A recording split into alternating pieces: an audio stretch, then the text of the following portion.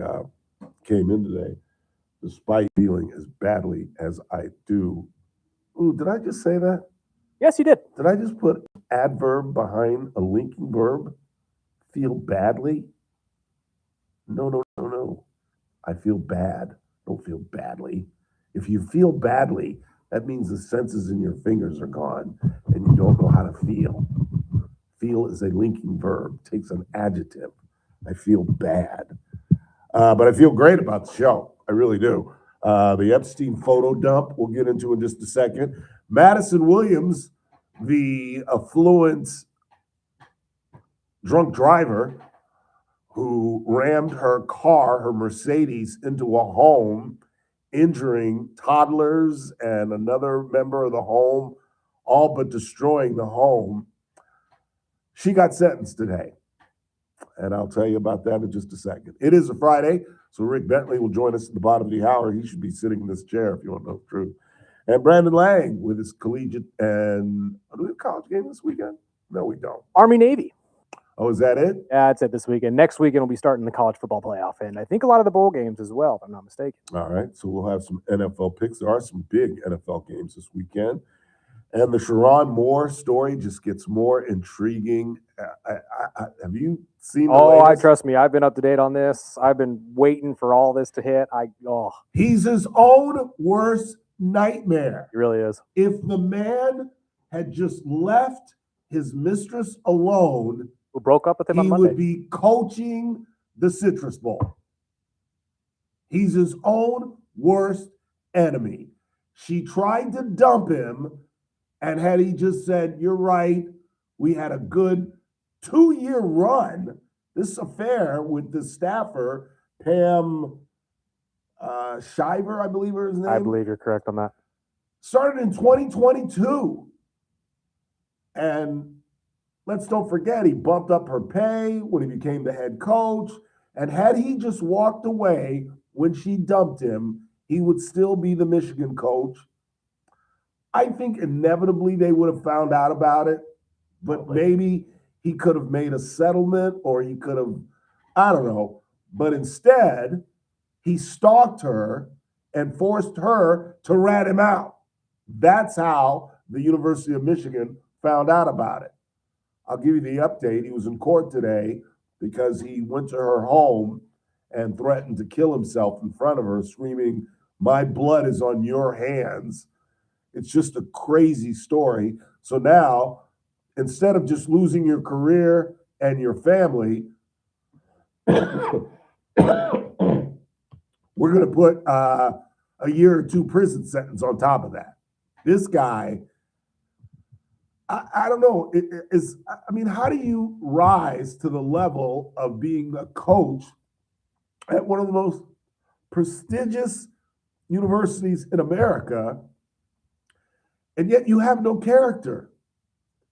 Can people really disguise themselves that well? I think so. And apparently not, because inevitably your character emerges, and it did. And what have we always said about problems in life? It's never the affair that gets you into trouble, it's how you handle it. And when you go terrorize your mistress, shock that she's going to rat your ass out. We'll delve into that at some point. And Erica Kirk is livid with Candace Owens. I've ignored this story so as not to give Candace Owens any love. But along with claiming that the president of France's wife is a man, Candace Owens has also claimed that Tyler Robinson was not the lone gunman in the Charlie Kirk shooting. She's just a despicable, god-awful human, Miss Owens. And maybe that's how people, maybe that's what I should have done. Maybe if I just made up stuff on the radio, I'd be a national figure making millions of dollars like Candace Owens. But this is crazy. You'll hear from Erica Kirk and Candace Owens. And Zach Scribner is in court on Monday. We'll find out whether or not he gets a mental diversion. We'll talk a little bit about that. And I don't know at what time we're going to run this, but we have got Bob Price, and it's pretty well chronicled on our show, at least, that Bob and I are not the best of friends, but I've always said, so try to be fair and honest, that he's a good reporter and a great storyteller. And he got a great story thrown in his lap. I don't know if you guys have seen this, but it's a story of a woman who had an older husband. They were flying, I think, from Las Vegas to San Jose. Did you listen to the package? I got to listen to a little bit of it, but I did not listen to the whole thing. Where were they going? They were going from Vegas to San Jose? They said the Bay Area. Yeah. I don't know if they actually say which one, at least when I was listening to it, but they may have gotten into it later. Well, her husband was the pilot, and he gets incapacitated, and she has to fly the plane. And they don't want her to go north. They don't want to go to the airports that she's near because it's too difficult to approach. So they told her to turn around and come to Bakersfield because, as you all know, Meadows Field, or whatever we call it now, is very flat. There's very few homes around it, and it's a great area. And it's a 13-minute package, and we're going to play in its entirety. I talked to their news director and got the okay. Obviously, we'll attribute it to KGT and Bob Price. But it's an amazing story. It really is. Because I'll tell you something. I don't think I could pull it off. I really don't. You think you could do it? Probably not. And it's just the intricacies of the story, how they had to bring in somebody who was familiar with the plane that she flew, and the fact that she was out of radio frequency range, yeah. At some point. So she was basically flying on her own. I mean, it is. I would have been. Your JR was watching me record it, and he said, I would have just landed it in the river. I said, you know what? It's probably the easiest route. If you listen to the package, she says that. Yeah. She says at one point, I just thought, I'm just going to dump it in the ocean, and I can't. Someone come get me. Yeah. And that would have been disastrous. It's an incredible story. We're going to play that for you at some point. But in the meantime, let me go catch my breath. Let's take a break, and we come back, and we'll get into the Epstein photo dump, what that means. I'll tell you about Madison Williams' sentence. And then Mr. Bentley's going to join us at the bottom of the hour.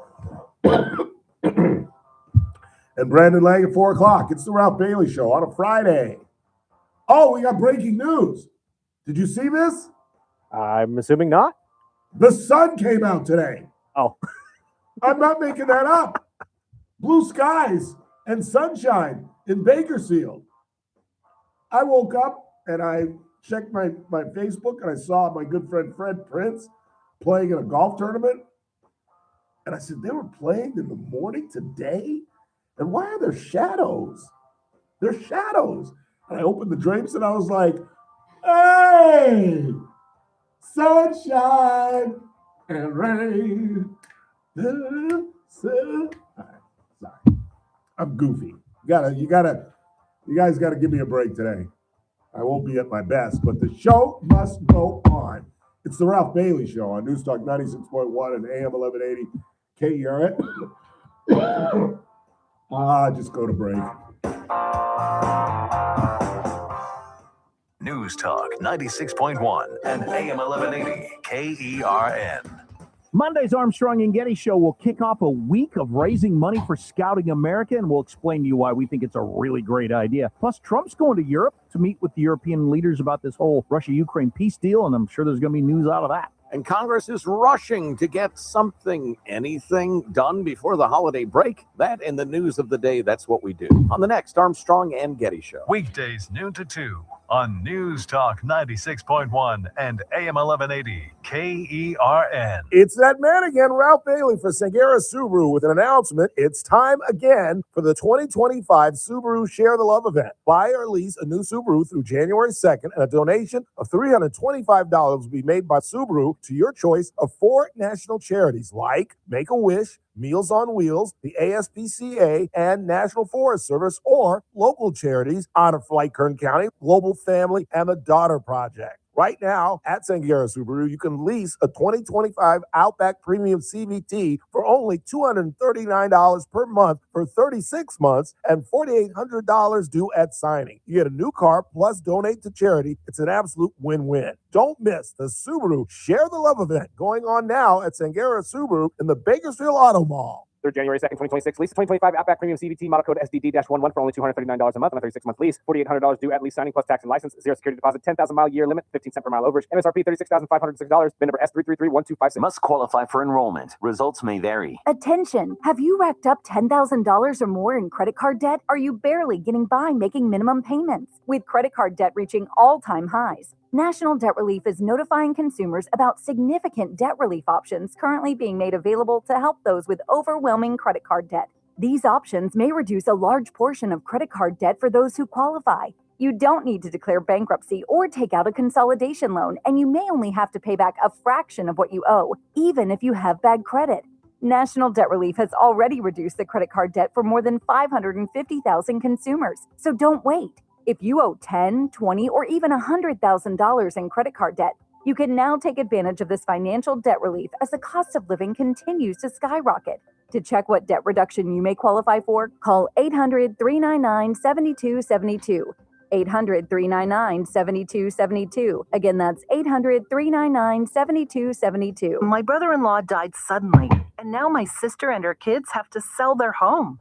That's why I told my husband we could not put off getting life insurance any longer. An agent offered us a 10-year, $500,000 policy for nearly $50 a month. Then we called SelectQuote.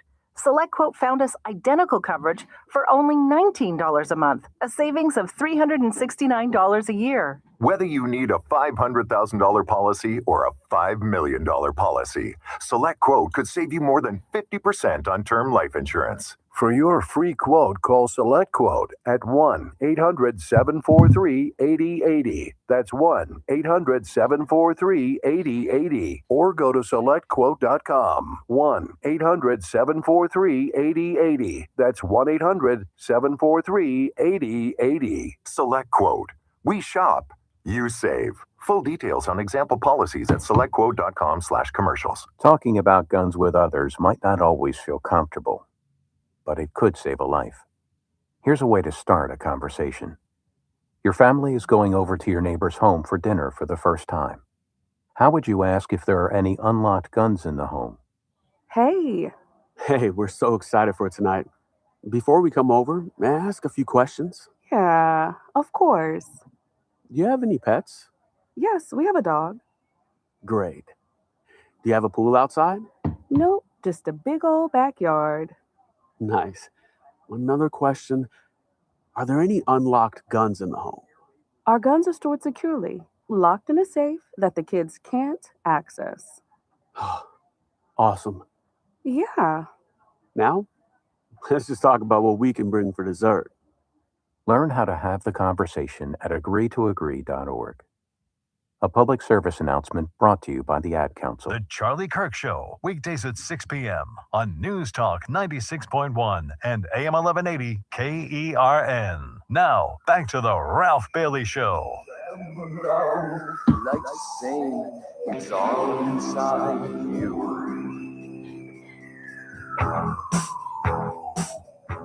All right, so the Madison Williams case is a little bit complicated, and we're going to get the final on Tuesday when we talk to our former federal magistrate judge and former Kern County Counsel, Teresa Golder. But she was sentenced. This is the woman who was arrested for driving under the influence twice inside of 3 months. The second DUI, the first DUI, she tried to bribe a police officer. She offered him $15,000. She offered him her $600 bracelet. She talked about how she's happy she's white and that she's not going to jail because she's white and all of these things. Then 3 months later, she runs a stop sign and plows into a home that catches fire, destroys the home, injures toddlers and an adult to the point that they had to be hospitalized.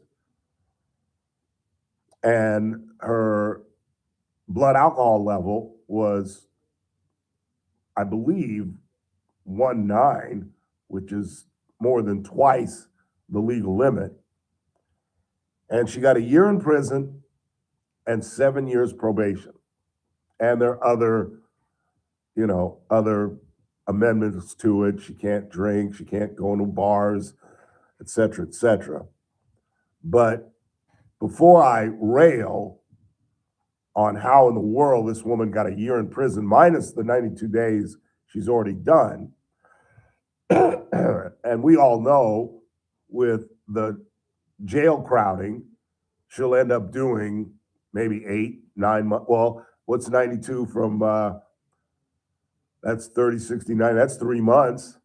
So now the 12 has gone down to 9. So she'll do maybe 7 months. And trying to figure out how that's possible, here's the technicality. The first DUI has not been adjudicated, hasn't gone to court yet. So technically, she only has 1 DUI. I still think that Kenneth Twisselman could have given her a harsher sentence, but he essentially said, I'm basically looking at 1 DUI. Now, I had a DUI, and I didn't go to jail. I had work release back in 2006. I did 15 weekends from 6 a.m. to 2:30, cleaning up the fairgrounds. But I didn't drive a car into a home, and I didn't injure anybody. And I just am astounded that you can plow into somebody's home and injure them in an evening and get a year in prison.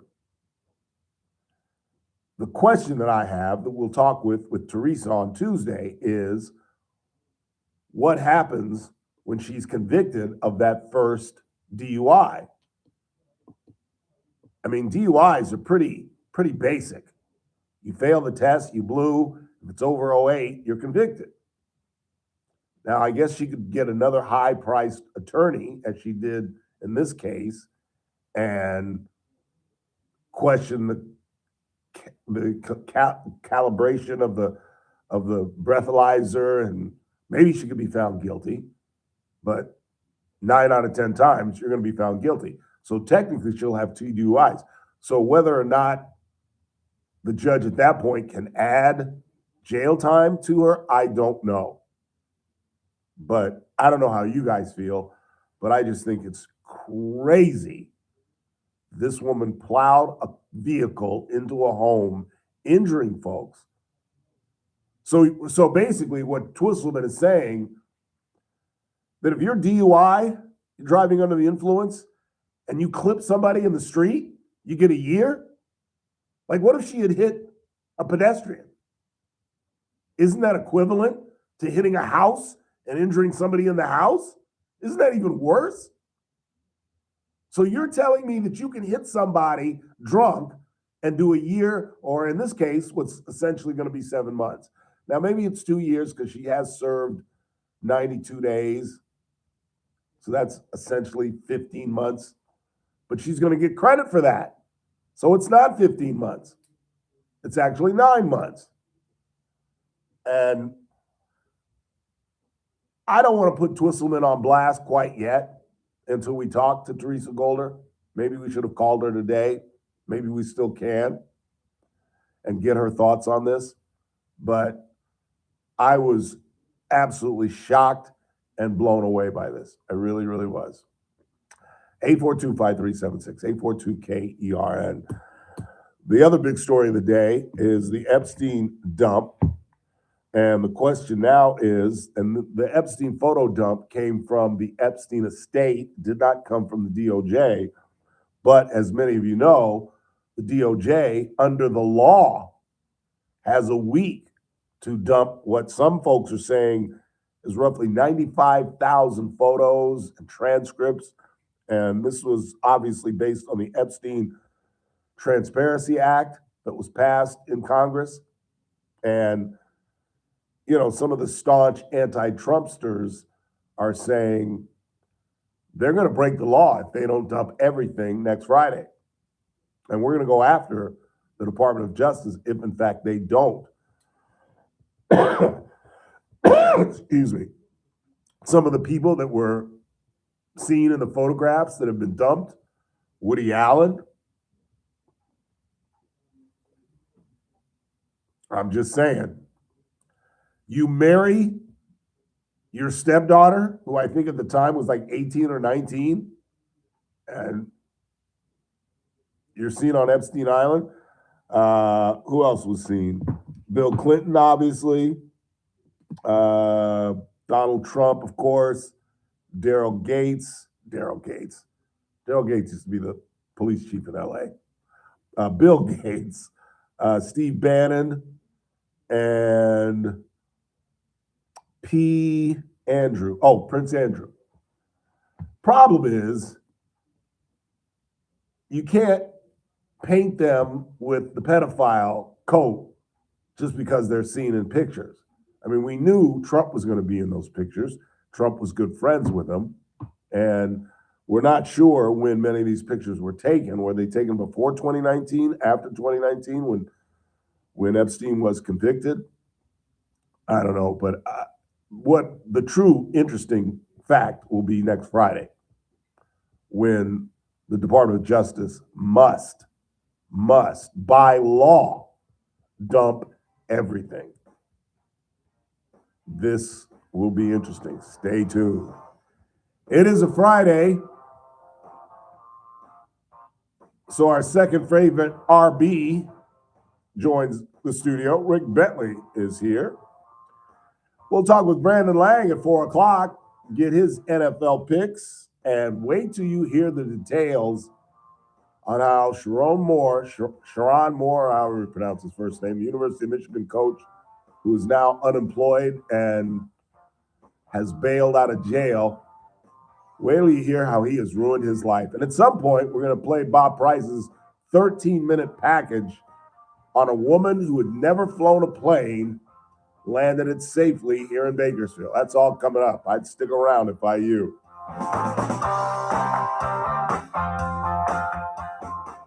News Talk 96.1 and AM 1180 KERN.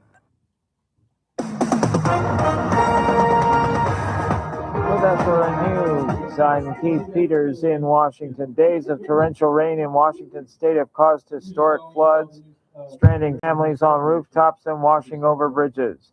National Guard troops went door to door early Friday to evacuate the farming city of Burlington, north of Seattle.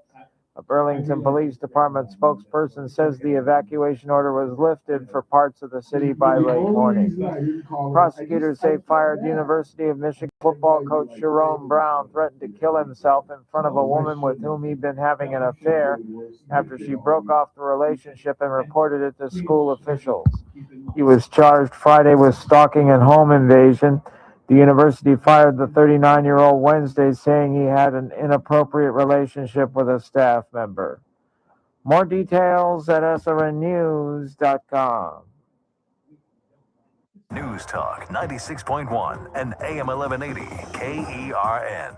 From the KERN Newsroom, your live and local news update on News Talk 96.1 and AM 1180 KERN. I'm Chris Davis. Convicted of DUI and crashing her car into a house on Old River Road 3 years ago, Madison Williams got her sentence Friday. 7 years probation, with the first year of that to be served in jail. Williams' crash caused injuries to the people inside the house, including a toddler. The final bulky item pop-up drop-off event for 2025 is being put on by the city of Bakersfield tomorrow from 8 a.m. to noon on Stockdale Highway at the end of Westside Parkway. Buy your holiday lights tickets from the Calm Zoo itself, says the zoo. They've been told about people trying to use a code they found on social media, believing their tickets would be comped. The zoo says that's actually a scam.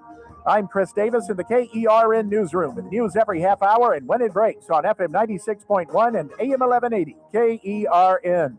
Attention! Medicare beneficiaries here in Kern County. If you are eligible for Medicare and looking for a doctor who listens and cares about you with minimal wait times and prompt referral authorizations, it's time you learned about QualCare IPA.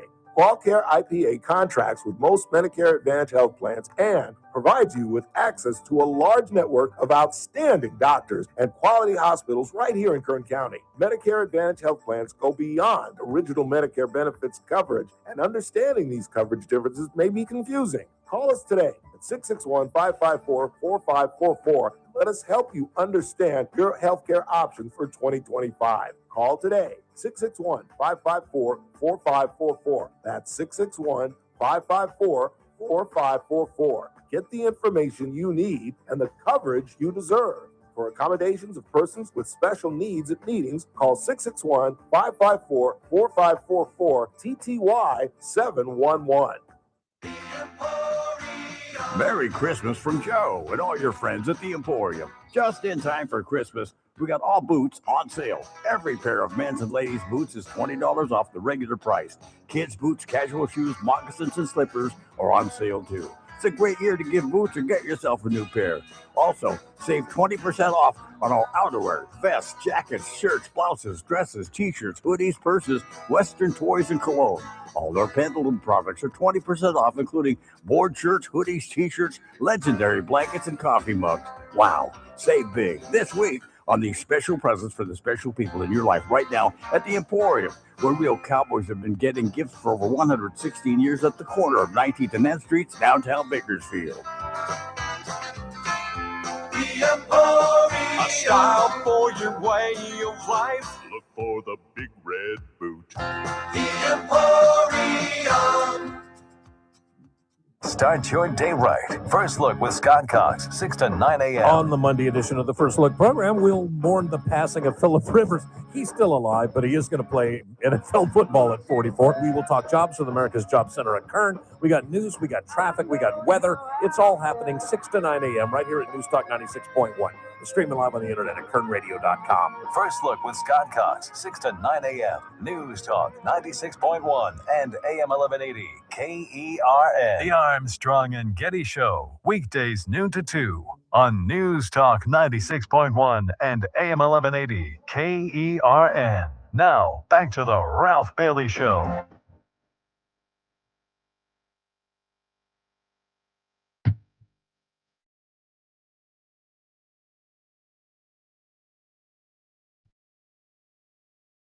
And don't it feel good? It does feel good in Bakersfield. We are walking in sunshine. Blue skies? What? Good to see. And the wrong RB is hosting the show today, but nevertheless, the good RB is here as well. Rick Bentley, KGT entertainment reporter. How are you, sir? It's good to be in this petri dish you call a studio. Yes, today. it is. Stay away from me. I boy. tell you. Hey, again, I understand not having me fill in.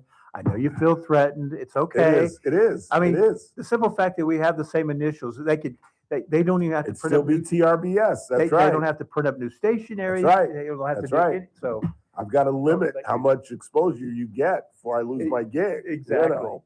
So No, I just felt guilty. I don't know why. This is the worst day of the whole week. and I know you But felt you know, at the end of the day, I just said, come on, Ralph, it's 3 hours. It's 3 hours. yeah, but You're going to be miserable in bed, so you might as well be miserable in that damn chair. but you got to take care of yourself. You know, Yeah. when you get to be 90, you do need to take care of yourself. So True that. So True that. Yeah. I don't understand how a cold gets worse while you're on meds. I'm on penicillin. I'm taking NyQuil and Dayquil. I'm doing nothing but sleeping. I cannot wait for the weekend, Rick. I am doing nothing. wow. By Monday, I'll have maybe 50 steps on my phone. Wow. I am going to sleep because that's all when I get home, like last night, I got home, I didn't eat dinner again, and I slept till midnight. I got up, went to the bathroom, went back to sleep. Woke up at like 6 this morning. Well, and that's good for you. I mean, Yeah. you need that rest, Yeah. and your body's telling you. Mm-hmm. Yeah, and your body was probably telling you take it another 3 hours today. But I admire you. I admire you for pushing through it. I will do what I can to help you get through at least 30 minutes of it. As I have said, the only great characteristic that I inherited from my father is a work ethic. The idea that you got to show up. Or stubbornness. I guess. It's one or the other. My dad never missed a day of work. Yeah, Never missed a day of work. That After his generation, sec- generation didn't. You're right. After his second heart attack, he was back at work in 2 weeks. I'm surprised he took 2 weeks. I am too. Yeah. And the only reason he did was because of my mother. Oh. My mother just kept drilling like the first week he was going to go back. And my mother was like, no, you're not. No, you're not. No, you're not. And they argued. It's one of the few times I saw them as an adult, saw them arguing. Right. And I was like, I had to chime in. I was like, Bob, she's right. You can't. And he stayed home another week. And then the next Monday, there was nothing we could And that do. was it. That was it. Yeah, he was going I'm back sure to it work. just killed him to give up that Yeah, extra week. So, absolutely. but you're right. That generation just, I mean, literally, they would staple the limb on just to keep working. Oh, yeah. Yeah. And- Larry Bird and Magic Johnson tell two great stories about their dad. Magic Johnson's dad worked for GM and he got an award. He didn't miss a day of work in 30 years. And Larry Bird tells a story because they're both talking about their work ethic and where they got it from, where his dad basically almost broke his ankle. And he came home and he took off the boot. And Larry said, I'd never seen anything like it. His ankle was just black and blue. And he said he laid up for the weekend. And then on Monday, he called Larry in and had to help him get the boot on. Yeah. He said, I held it up and I had to push as my dad was wincing in pain. Yeah. And then he laced it up, went to work. Wow. Hey, you're right. It was that generation. Yeah. I'll tell you how sad I am. I didn't miss a day of school the 12 years I was in, from elementary through high school. Shut up. Didn't miss a day. Really? I have the certificate to prove it. I did that 5th through 6th grade. Oh, that's wimpy. It is wimpy. Yeah. But 7th, no. I am 1 through 12. That's impressive. Hey. That really is, Hey. dude. Or sad. I think it's more sad than impressive. So. Oh, that's pretty And impressive. speaking of sad, let's What do you got? Let's revisit two topics we talked about last week. All right. I want to start with the topic of streaming and the NFL. Okay. You know, I had talked about how I had predicted this was coming. Well, we saw another announcement this week. Did you see what Peacock NBC's announced? No. Peacock will be on December 27th. The Ravens and the Green Bay Packers are going to be playing. That, if anybody keeping up with football knows, that's probably going to determine both the AFC and NFC playoff picture. I mean, Absolutely. it's a massive game. It's only going to be on Peacock. Really? Yeah. So, you know, if you want to Here we see go. the biggest game probably of that weekend, it's going to be on. And I didn't know this until I started doing some research. Peacock was the first streaming service to put an NFL game on. Yeah. Yeah. But it's And then- obvious. But as we see, it started out with sort of secondary games. I'm not trying to downplay any, if you have a favorite team out there, but there was, there weren't key games. It was okay Right. to put it there. Right. Now we're seeing a lot more of this where Crucial games. where Yeah. they know people really want to see it, and so they're gonna fork out the money and subscribe to Peacock for the month and whatever it takes to see it. But I'm telling you, every time I see another one of those announcements, I think we're going closer and closer and closer.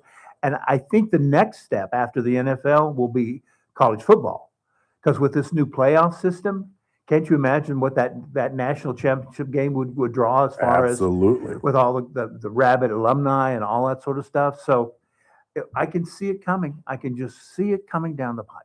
That is so depressing. It's horrifying. It really is. I mean, What it means is we're all going to have to dump cable and just stream everything. I think cable's on its last legs. I do too. Because it's too high priced. Yep. They're fighting too much with rights to, they have to pay local TV stations to put them on their cable system. So they're, that price is I didn't know up. that. Yeah. It happens also with, how many times have we seen a cable system announce you can no longer see Disney Plus, Disney Channel Right. and Hulu because they're negotiating how much they're going to pay Disney and Hulu for their profit. Well, they do that with local TV stations. They have to give, sometimes it's the local state, and I don't know the specific, I'm just talking about in general terms. They'll say, okay, we'll give you our main network, let's say it's KGT, but then you have, we have our secondary channels, the 17.1 and so, and you find a place on the cable for those also. and we'll let you have our main one. But if not, a lot of times it's money. It's like the cable company has to give back money to the TV station. So that price is always going up. We're always seeing those negotiations happening all the time. I think cables, it's just its day is coming to an end. That is so sad. I mean, maybe I don't know. Maybe it's a good thing. Well, I think its time has come and gone. Yeah. I think there was a time when we saw the cable grow properly. It began to give us some channels we didn't have. We had news channels and we had sports channels, things we just didn't have 24-hour access to. Then it expanded into the premium channels. And because that programming was so unique, we were willing to pay a few more extra, Right. well, $10, $12 a month more. It was pretty expensive. But now when we start, I think when people look at I heard somebody there was a commercial the other day, somebody said, when my bill got to $189 a month for cable, and I thought, wow. Well, dude, I'm paying. I told you, I'm paying like $212 now, and that's after I got it down from about $258. Oh. And at first I got it down to like $180, and then I signed up for Paramount for Landman. Right. So now I'm back up to $212, but I'm paying two bills a month to watch television. To watch television when crazy. And again, I've said this. With an antenna, you can get 68 local channels, dude. 68. And the movie channels are horrendous. Oh, I mean, horrendous. The only reason I get HBO, I mean, they're still playing Top Gun. Oh, they're still playing Godfather. And you know why? They're still playing, 90s movies, 80s movies. Because it's crazy. Because they no longer can attract the big projects like House of Dragons or whatever. Right. Because that stuff's now going to a streaming service because they're making so much money with the streaming services, they can pay more than what HBO could pay. Yeah. And what's HBO got to lure you with if they don't have something new? I mean, really, how many times can you see Top Gun? I mean, the only reason I have HBO is because of Bill Maher, because of some of the specials that they do. They do some great documentaries and things like that. They've got great sports shows. Other than that, I don't watch movies on HBO. No. Never. Yeah, and of course that's what they all started as.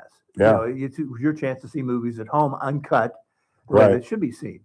I'd rather have Turner Classic Movies than HBO. And Turner Classic Movie, depending on what cable company you have, doesn't cost that much more. That No. tier doesn't cost that much as Right. an HBO or a Showtime or something like that. And you're right; those classic films are far better than some of the idiotic stuff that's being shown. That's having to fill the time slots in HBO. Yeah. Like today, for example, I was streaming through, and it's Frank Sinatra Day. Oh, I bet it's the day that he passed away. It might Check be. to see if it's the day that he passed away, and then we're going all Sinatra music. But yeah, they had some Came Running on, the movie with Shirley MacLaine and Dean Martin. Trivia on that? Yes. My wife is in that movie. Really? Mm-hmm. Some Came Running? Some Came Running. Well, who does she play? A little girl. Really? I think she was 4 or 5 years old.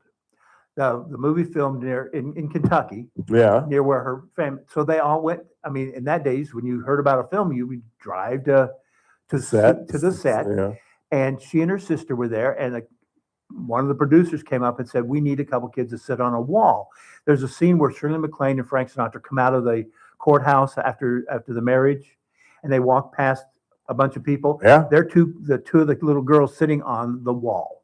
I am going to And- check that out because I DVR'd it. And you have to look very close and very quickly. But I have her pay stub from where she got paid. She got like $5 for being an extra in the movie. $5. And she and her dad went up to Dean Martin, who was sitting in his car, and she got his autograph.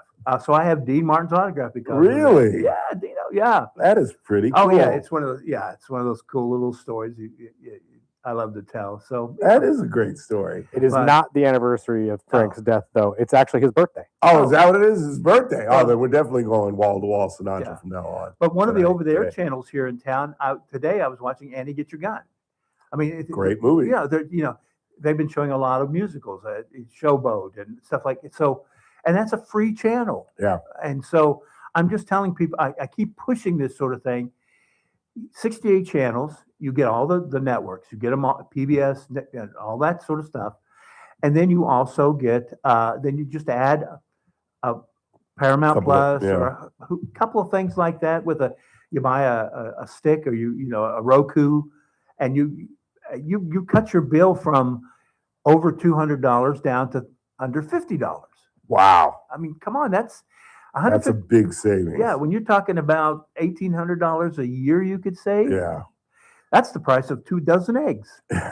Yeah, I've got to go that way. And Bill Maher is now airing on CNN. Yeah. On Sundays, so I might just have to dump HBO. And that segues into my other thing. I wanted to talk about. Yes. We had talked about the acquisition of Warner Brothers by Netflix, and I was talking about how I thought that was disastrous because we're going to see the prices of the streaming service go up. The one thing I didn't think about it hit me was we're kind of in an era now where we're running out of. I believe in a free press. I believe we need a lot of voices out there, and I don't care who you listen to, whether it's a conservative or a liberal, but we need all those voices. We just need a parade of people. Well, now if Paramount buys Warner Brothers, Paramount is owned by a very conservative group who's already adjusting the news coverage of CBS to be more conservative.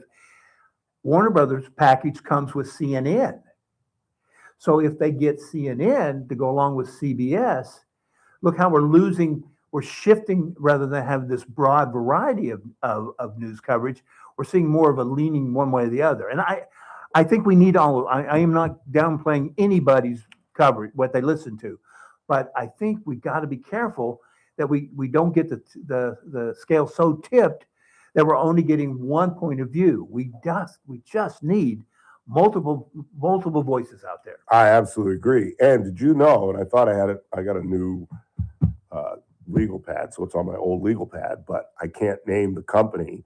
But Jared Kushner owns a company that's involved with Paramount. Yeah, exactly. And then I heard that Trump was going to get involved in this transition. So I'm like, well, of course he's going to side with Paramount. Well, because Jared Kushner, his son-in-law, right, is going to reap gargantuan profits from that. Well, that just seems funky to me. Well, when we talk about conflict of interest, sometimes it just slaps you in the face. And exactly. And again, I think that's a massive conflict. That is such a massive, massive conflict.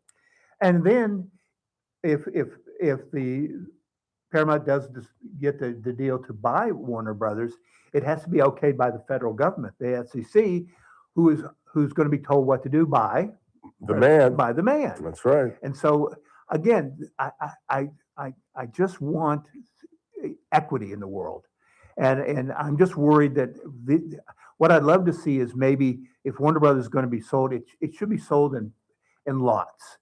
Maybe Paramount gets the movie studio, and maybe Netflix gets the DC World, and somebody else, an independent group of investors, gets the news part of it. Right. I'd love to see that happen. It's not going. No, it's not. Paramount's offer is so overwhelming. Yeah, it's overwhelming, and you've got a trump card. Yeah, with his thumb on the scale. No pun intended. Yeah, you have a trump card with the president's thumb on the scale. Exactly. So again, as much as. And either way that deal goes, if Netflix got it, I'd still be worried about it. Yeah. If Paramount gets it, I'd still be worried about it because, again, once you get those sort of, we have always talked about this conglomeration of companies. We broke up the telephone company because they had too much control, but we're now seeing this world of television where it's going to come down to what, 2, maybe 3 parties running everything. Yeah. It's not right. No, it's not. No, it's horrendous for us. Can I just jump off the freeway for a moment? I'd prefer you not. If you'd like to take an off ramp, All right, I'll accept take an off ramp. Have you ever seen The Gathering, an Emmy Award-winning Christmas movie starring Edward Asner and Maureen Stapleton? I know the movie. I probably saw it 80 years ago. I think I did too. Yeah, because I watched it last night. And I remembered some of it, so I got all involved. and it's a great premise. The premise is Edward Asner is dying. He's got 3 months to live. He's left his wife, which has pissed off all of his kids. Yeah. And he's got a horrible relationship with 2 of his sons. The 2 daughters are still with him, but he's got a horrible relationship with 2 of the daughters. He goes to Maureen Stapleton, his ex-wife, and says, I want to have one last Christmas with the kids, but don't tell them what's going on. Bring them all to the house. He says they'll never come. And obviously they come. Yeah. And it's a great premise. Yeah. And it's going along very well. And I'm enjoying it. And then the ending is they all come. One of the boys figures out what's going on. The one boy they said would never come shows up. And it just kind of suddenly ends. All's well that ends well. And I was so disappointed. I just wanted to get your thoughts on the film. But it just kind of, and apparently it won an Emmy. I think Edward Asner won an Emmy. Well, yeah. And the show itself, but it was just such, I was like, God, I could have written a better ending. Yeah, but that was an era of positive. The feel endings. good, yeah. You had to. Yeah. And again, that's an American thing. It's so funny because I have studied the films of other countries. I love other countries. French films will have that would have ended with the dad dying in the plate. I mean, there'd have been this horrendous moment. You know, they're not afraid of those sort of negative. Right. Americans want a feel good, You're right. happy ending. You're right. And if they don't get it, they are just so upset about that. You're right. I And won't that's not- rewatch a movie with a bad ending. That's why I don't watch Rosemary's Baby, because I hate the ending. Well, It's a great picture, but the ending scares the crap out of me. It's a great ending, It is a great ending, but I get what your But point it's about. disturbing. But it's disturbing. and I can't watch it. But to me, I like movies like that. Well, there's a new film that opened today. It's a little tiny film called Not Without Hope. It's based on a true story of 4 guys who go out on a fishing trip. 2 of them were NFL players.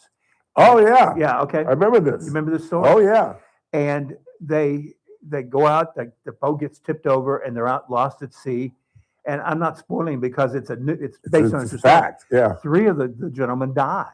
a horrible death. Horrible. Where they drink the salt water and they basically go crazy. Yeah. And the guy jumps in the water thinking he's saving himself, and he basically kills himself. Yeah, and then the hypothermia takes in, and he's Yeah. taking these clothes because hypothermia makes you feel hot, and it's Yeah. but anyway, but they didn't change the ending. Because one of the guys survived. One survived. Yeah. Yeah, and that character is played by Zachary Levi, and he's very good in it. And I have in recent films really ripped Zachary Levi. Yeah. He was so bad in Shazam, and he was bad in Harold and the Purple Crayon. He was just, oh gosh, unbelievably awful. But he's so good in this. He helps elevate what's kind of a standard movie. Really? But what I'm saying is, at least we've now reached the point where we're not afraid to have an ending that's, yes, there's hope that 1 survived, but we did lose 3. Yeah, and that's horrifying. Yeah, So yeah. at least I think we're changing as a society. We accept, there's a reality to life.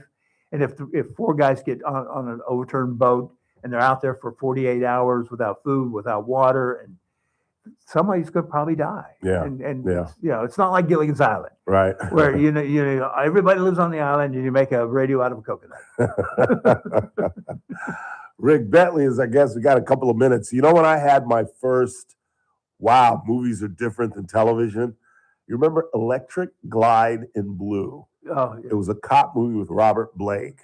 And I can't remember whether he was, because I was really, really young. So I don't think he was on Beretta yet. I don't think so But I either. think I knew him because he was associated with our gangs. Because I remember I liked him at that point. Right. And it's a cop picture. And it's just, I can't even remember the plot, but I remember the ending. He's a motorcycle cop, and it's the ending. It's coming to a close, and it's a routine traffic stop. And he gets off his motorcycle, and a guy pulls out a shotgun and kills him. Yeah. And I'm like, I think I was in like 6th or 7th grade, and I'm like, they killed the star? What? My head exploded. I was like, wow, you won't see it on TV. No. Can't kill the star. Yeah, and I'm sure the TV version of that ends with him just Getting off the bike getting and off the the bike. credits and roll. Credits roll. Yeah, we can't show the other part. Yeah. That's also so funny about. There's a movie called one of my favorite movies of all time is Love Actually, and it's a great Christmas. If you haven't seen it, it's a great. I have not. Who stars Oh in my it? gosh, it's Hugh Grant. It's Emma Thompson. It's an amazing cast. Okay. Love Actually, really? Yeah, Love Okay. Actually. Oh gosh, it's. I've never seen it. Oh, I cannot believe you haven't seen it. Chris, have you seen it? I have not seen this. No. Love Actually. There is okay. a wonderful. Well, anyway. Yeah, don't kill it for me. But anyway, there is it's a series of stories that come together at the end. So there's a bunch of different characters, and you finally find out how they're all come together. But there's a couple in it who are stand-ins they're shooting a porn movie, and so they're standing and they're kind of simulating sex, but there's no nudity or anything. But when it's shown on television, that couple's cut out completely. Oh wow! So you get to the end, to the very last scene, they show up where everybody shows up, and they go, "Oh, it's good to see you." And if you haven't seen the movie, it's like, well, who are they? Yeah. So I hate edited movies for television. Yeah. I either want to see it in its pure form, or I don't want to see it at all. That's what I love about Turner Classic Movies. Yeah. They don't care if there's cursing, nudity. They run it completely unedited. Yeah. It's a really, really good channel. Yeah, it is. And as long as you tell people ahead of time, look, this has adult content in it, Right. but I've given up on that because I have been in the theater many a times with an R-rated horror picture and some families there with their 4-year-old. Yeah. It's like nobody cares anymore. And I do. Yeah. It drives me nuts. And I think that's child cruelty. I think police should be standing outside ready to arrest them. But look for Love Actually. I will. It is just, I'm telling you, it's just one of those wonderful, and people argue about, is it a Christmas movie? It takes place at Christmas. And I'm telling you, you'll love it. All right. Very good. Very good. Because they're about to starting Monday. I think we're going to start to be inundated with Christmas films, Oh, we've already been. which I don't have a problem with. I love Christmas You movies. obviously haven't turned to the Hallmark Channel. No, I think that's what The Gathering was. No, it was on Turner Classic. Yeah. It was on Turner Classic. Rick Bentley, everybody. Thank you, sir. My You're pleasure. a good friend, Rick Bentley. You really are. Get better, dude. I will indeed. Let's hope. Quick time out. We're headed to the 4 o'clock hour. I've got some good news for those that want to see the BCHS game, which starts in about a minute down in Saddleback College. I'll tell you all about it when we come back. Thanks to Anthony Leary. Shout out, Anthony. Thank you, my brother. Brandon Lane joins us next. Don't go anywhere.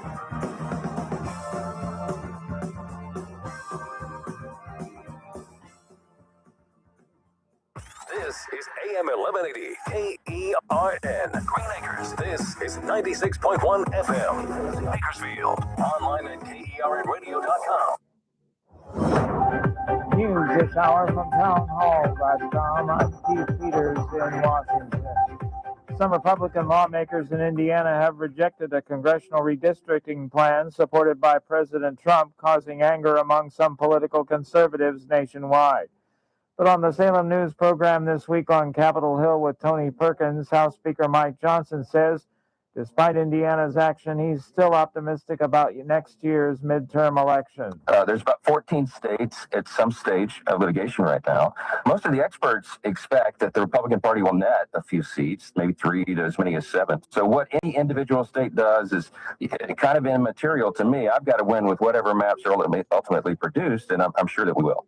Speaker Johnson's full this week on Capitol Hill interview will be broadcast starting at 10 a.m. Eastern Saturday on the Salem News Channel. Tomorrow is Reads Across America Day. Correspondent George Williams reports. Wreaths Across America has grown as a tradition since 1992. Donated green Christmas wreaths with distinctive red bows are set at grave sites by both families and volunteers to honor the lives of those who served our nation as well as their family members who were laid together at rest. The day features the arrival of 13 tractor-trailer trucks in the morning at our nation's most hallowed grounds, Arlington National Cemetery, across the Potomac River from our nation's capital. Similar events are taking place all across the U.S. The charity's website is Reads Across America, all one word, readsacrossamerica.org. George Williams, Washington. Days of torrential rain in Washington state have caused historic floods, stranding families on rooftops and washing over bridges. Down day on Wall Street with the Dow dropping 245 points, the NASDAQ lower by 398. More on these stories at townhall.com. We all hear the radio ads about the IRS. They tell you to be afraid, to be scared, and they try to frighten you into calling. I'm not here to do that. Tax Relief Advocates is different. TRA is here to tell you that if you owe money to the IRS, whether it's $5,000, $50,000, or $500,000, we have a solution. It doesn't matter if you're sitting in your car, at work, or with your kids. No matter where you are, call now. 800-575-6745. Don't lose hope. TRA can eliminate or reduce what you owe to the IRS. Generous programs are now available that can give you a fresh start. Our passion is taxes and helping individuals fix their IRS problems. We have over 1,000 five-star reviews on Google and an A+ with the Better Business Bureau. You don't need to be afraid of the IRS any longer. End your tax nightmare today by visiting us online at TRA.com or call 800-575-6745. That's 800-575-6745. Tax Relief Advocates, real solutions for real people. From the KERN Newsroom, your live and local news update on News Talk 96.1 and AM 1180 KERN. The fate of a businesswoman who drove drunk. I'm Chris Davis. Friday, a judge gave Madison Williams a year in jail, but that will be the first year of her 7-year probation. Williams was convicted of being drunk when she crashed her Mercedes into a house back on September 14th, 2022 on Old River Road. When the car hit the house, it started a fire, but also hurt several people, including a toddler who had a skull fracture. Because of that, prosecutors had been asking that she get a 16-year prison sentence, but the judge was satisfied with the argument that she had done much to try and make up for the wreck. Another similar incident that happened back in October has earned a man probation. That incident happened in East Bakersfield on Gage Street. Police say Thomas David Gonzalez Jr. drove drunk, crashed his car into a house, and then got out and ran. When a cop ran after him, a witness helped catch Gonzalez. He pleaded not guilty and got 3 years probation, but has to start that sentence with either 3 months in jail or doing a work program.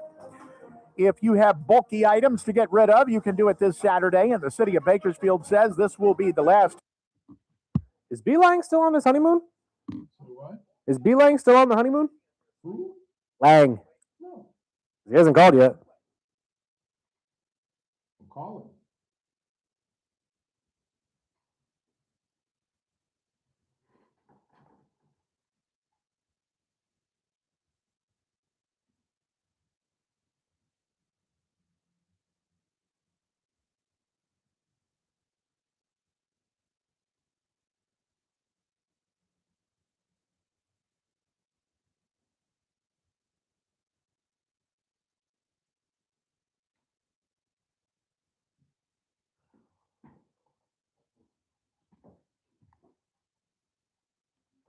They get up close like this, bada bing, you blow their brains all over your nice Ivy League suit.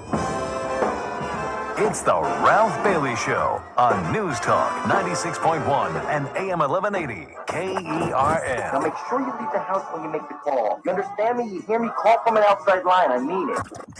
Call in or text to 661-842-KERN. That's 661-842-5376. Listen live at KERNradio.com.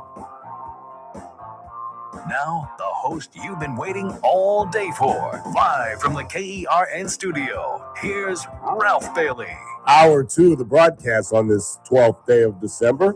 It's the Ralph Bailey Show on News Talk 96.1 and AM 1180 KERN, where we're streaming live at KERNradio.com. Coming up at the bottom of the hour, I'll unpack the incredible, ridiculous, stunning story of the University of Michigan coach who, had he just simply walked away, he may still be the head coach. Wait till you hear what this guy has done. I'm sure many of you already know the story. It's just, it is one of the most incredible self-destruction stories I've ever heard. And at some point, we're going to play Bob Price's package of the woman who was flying with her husband who got incapacitated, and they were on their way up north, and they turned her around through radio. A woman never flew a plane in her life. And they turned her around and chose Bakersfield because Meadows Field has a very long runway and it's not near homes, and they needed the length of the runway. You'll understand why when we play his 13-minute package. That's what we're trying to figure out when we're going to run that. And Erica Kirk is livid, as you can imagine, as Candace Owens, Miss Conspiracy, the woman who claims that Macron, the president of France's wife, is a man, is now saying Tyler Robinson was not the lone gunman in Charlie Kirk's death, and that, in fact, Erica Kirk may have been involved. She's just a god-awful, Candace Owens, just a god-awful, despicable, ugly, disgusting human being. Just angers me. You'll hear from both of them. You'll hear Candace's allegations and from Erica Kirk. But in the meantime,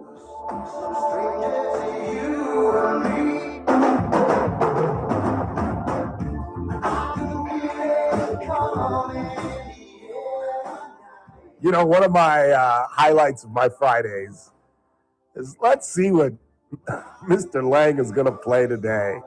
And you went back to the what? Mid-'80s? Yep. Wasn't this the Miami Vice? Unbelievable. Yeah, it's the Miami Vice deal. I'll tell you what else about that song to your listeners. So, before the Pittsburgh Steelers take the field, they go off of pregame warm-ups, and they come back in the locker room, and then they take the field, run out, and the game starts. Mike Tomlin will turn off all the lights in the locker room, so it's pitch black, and he plays that song. And then they run out. That's a fact. So, little FYI. Now, is he long for Pittsburgh? Is this his last year? I think it is. Even though they're leading the division. Good googly moogly. I know. He's never had a losing record, and he's probably going to finish 9-8. Yeah. Still has had a losing record, but again, playoffs and championships. Hasn't had one of our Cowher, same thing with Cowher. You know, he finally just said, I've had enough. You know, came close. We had the Cowboys on the ropes. Neil O'Donnell, the interceptions. I remember never that. got back, and then Tomlin stepped in, and then of course you won a Super Bowl, and then it's just stale. Yeah. And so who's the successor? But let me give you a take on Sean Moore. Please, I was hoping you'd chime in on this. I'm from Michigan, born and raised. Yep, I knew that. And to know what that position means. From Bo Schembechler recruited my brother. Wow. And my brother didn't have the grades to go to Michigan. My brother was a defensive back, ran a 4.40. My brother was an insane football player. But the physical abuse of my father, he didn't have the mental stability. If you run into Terry Collins, ex-manager of the Mets, Terry Collins will tell you, my brother should have been a pro baseball player. He was a phenomenal athlete. Just didn't have the mental capability to get to that next level. Sad. So knowing what that position means in the state of Michigan, it just goes to show you how weak men in a position of power can be. Yeah. That you're so insecure and emotionally unstable that you can't let this woman walk away, that you think your life is over. And so then you break into her house, you grab butter knife, scissors, and you say, I'm going to kill myself right in front of you, and my blood is It's on your hand. Yeah. To Crazy. allow yourself to come to that point where you are so mentally weak as a man to allow a woman to control you like that. If that man didn't commit suicide before, I guarantee you DraftKings makes him a 270 favorite to do it now. If you think how he's ruined his life and the sheer embarrassment of what people are saying about him now, and you got a wife, and you have 3 kids, and you have no job, and you'll never coach again. Nope. You know, you had I was just talking to a buddy of mine who is pretty connected to Louisville and Jeff Brom, and saying people in Louisville don't appreciate him as much as they should. And if Michigan reached out, it would be like going to the New York Yankees. That, Michigan's one of the top 3 best jobs to have in all of college football. Right. And this guy threw it away. I wish we're doing a podcast because I could really graphically tell you how he threw it away. And I think you know where I'm going. Yeah, I do. But nothing's worth that. There's no woman on the face of the planet Earth at his age, in his position, with a wife and kids, that's worth throwing it all away. One girl that you were so hooked and so whipped that you threw it all away for one woman. Yeah. One girl. One. There's not enough freakness on the planet Earth No. for you to throw away that job in that position. And it just, from Michigan to the team, to the players, to the coach, to his family, to his wife, you just got to set back. And I say 4 things you can't handicap: penalties, turnovers, coaching stupidity, and player stupidity. Where was this guy mentally during games when he's thinking about her?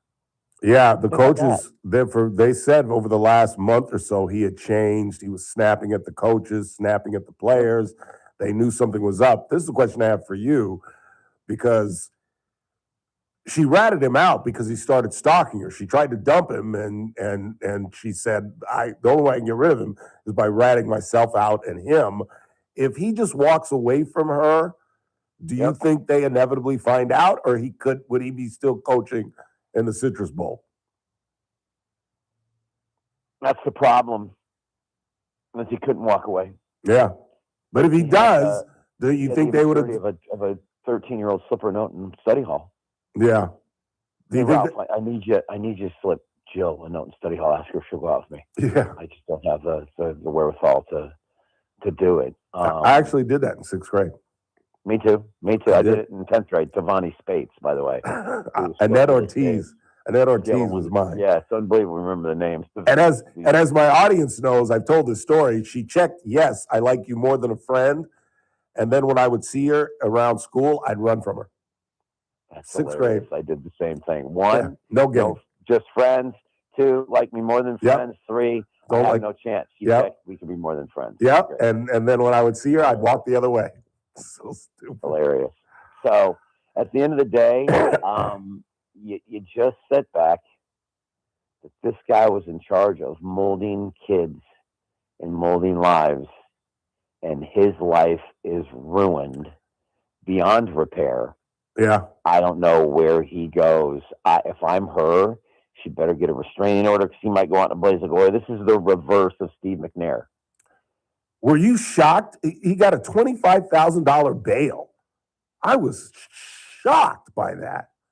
Like, Well, what? I mean, I mean, They made the argument that he's from here, he's got a home here, he's got family here, he's got a local attorney, blah, blah, blah, blah, blah. But he's still a threat, isn't he? Just like you said. What if he goes back to this girl's house or something?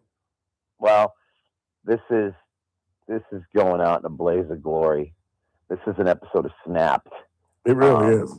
It's just waiting something bad to happen. You know, McNair was the reverse. McNair broke up with the girl. She couldn't take it. And when he took the Escalade away from her, that's when she snapped, talked him into going back to his buddy's house. They got high, and then he passed out, and she shot him and shot herself. Yep. So this has that feeling Yeah. of potentially getting really, really bad. Send out prayers, not for him. I send out prayers to the wife and kids because those are the ones that have to live with what he did, which is the most cowardly thing in the world. Yeah. So anyway. And his children are of the age where they don't know what's going on, so they're going to have to learn about it as they grow older. And so, they're ruined, you know. Yep. My dad was a POS. Final question, then I'll let you get to it. How does a guy with that kind of character rise to be on a prestigious university like UM? Does something was just assistant coach snap? at Louisville worked his way up, and then Harbaugh hired him as a defensive coordinator. And as Harbaugh builds that program to the level that he does, then Moore rises right there with him as the defensive coordinator. And he was a great defensive coordinator. They had great defenses, and then he finds a genie in a bottle. Harbaugh gets suspended. He wins 3 games, keeps the national championship hopes alive. Harbaugh comes back. They win the national championship. And what do you get? We'll promote him within. And there were people in the program that didn't like that. But Harbaugh went to bat for him, and you just won a national championship. You're going to the Chargers. You got a lot of pull. I'm telling you, the university is real good in his hands. And so they signed off on him. Yeah. And Harbaugh's got it. And now you look at Harbaugh. He looks like the biggest geek on the planet Earth. Right. His glasses and the way he acts, and who's got it better than us? Nobody. Yep. And the You're Dockers telling- that he wears every week. He's a bit off. Moore's a bit off. And I think they just had this partnership of like, hey, we're both kind of nerdy, off kind of guys, and we just won a national championship. I'll give you the program. Good luck. Yeah, Well, sure guess did. what? Here they are. Crazy. Screwed. Absolutely crazy. So, all right. All right, what do we got? Rams, Detroit. That game can't stay under 55.5. No way. We're going to have one of the higher scoring games we got. I I'm all concur. over, Detroit and the Rams over the posted total. Yep. I will come back and take Denver over Green Bay. I know people are loving Green Bay. It's very easy to touch what you just saw. Everybody saw them on Thanksgiving beat the Lions. Everybody saw them beat the Chicago Bears, but they didn't really beat the Chicago Bears. Ben Johnson lost that game for the Chicago Bears with his atrocious clock management and play calling on the last drive. We deserved to get a touchdown. We deserved to watch them go for two and for the win, but we were denied that because Ben Johnson gets the Bozo of the Year award in the Ronald McDonald outfit, handing out filet of fishes outside McDonald's with the 3rd and 1 and 4th and 1 calls that he made in that game, or Chicago wins that game. So not a believer in Green Bay. This is a team that lost at Cleveland 13-10. This is a team that should have lost at Arizona. This is a team that should have lost at New York Giants. This is a team that lost at home to Carolina 13-10. So I'm all over Denver. All they do is win and beat winning teams. Jordan Love 1-5 against the spread as a non-division chalk, and Green Bay's 2-8 against the spread in non-division games this calendar year. And teams on a 10-game winning streak or better, Green Bay in the history of the franchise have only beat that team twice. So I like that a lot. I'm not a believer in Buffalo, so I will ride and die with New England at home. 23-20 in Buffalo. And I just think that when you look at the Buffalo Bills and you look at the numbers in this game, there's an unbelievable number that if the Buffalo Bills are playing with revenge in this series, they're just 21-35 against the spread against the Patriots. And if they're coming off a win of 5 to 12 points, they're 0-15 against the spread last 15. Powerful numbers supporting the New England Patriots at home. I will go against Phillip Rivers. I think Seattle tattoos him. I'm sorry. That line is like 13.5. I can't see him finishing the game, to be honest with you. Bro, I will sit in front of my TV and I will get ready to watch Phillips Crimea River. Yeah. I'm telling you right now, I cannot wait to watch it. He cost me a lot of money, that guy. To watch him on Sunday with that little shot put throwing motion that gets it done. Last but not least, just got a couple incredible numbers with Kansas City and the Chargers. When the Chargers are playing a team in their division, and that team's playing with revenge, and they're a road dog after a win, 2-14 straight up, 4-12 against the spread, including 0-11 straight and up against the spread as a dog of fewer than 6 points. Get all over the Chiefs to beat the Chargers. 5.5. 5.5, right? Oh, it's up to 5.5 now. Wow. That's what I saw. Wow. Well, I would still probably lay it with Kansas City. Yeah, because this is their Super Bowl. This is their Super Bowl. Yeah, Chargers went to Jacksonville. And Jacksonville was my best bet last Sunday over Indianapolis. Yeah. And Jacksonville beat the Chargers 35-7. So I don't think the Chargers, if Jalen Hurts doesn't play the worst game you've ever seen in your life, Philly probably wins that game by double digits. Yeah. But you can't overcome 5 turnovers. So all that being said, I think that I'd still lay it with KC. But the best bets are Denver and over in Detroit and the Rams. Hey, I'll leave you with this. I have not, being sick, I've been sick all week, so I haven't done the research. But have you heard the Kevin Stefanski story and why some are speculating he doesn't like Dion or Shador? No.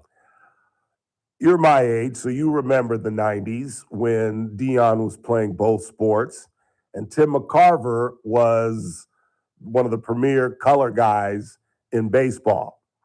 And the Braves win, I believe, the pennant.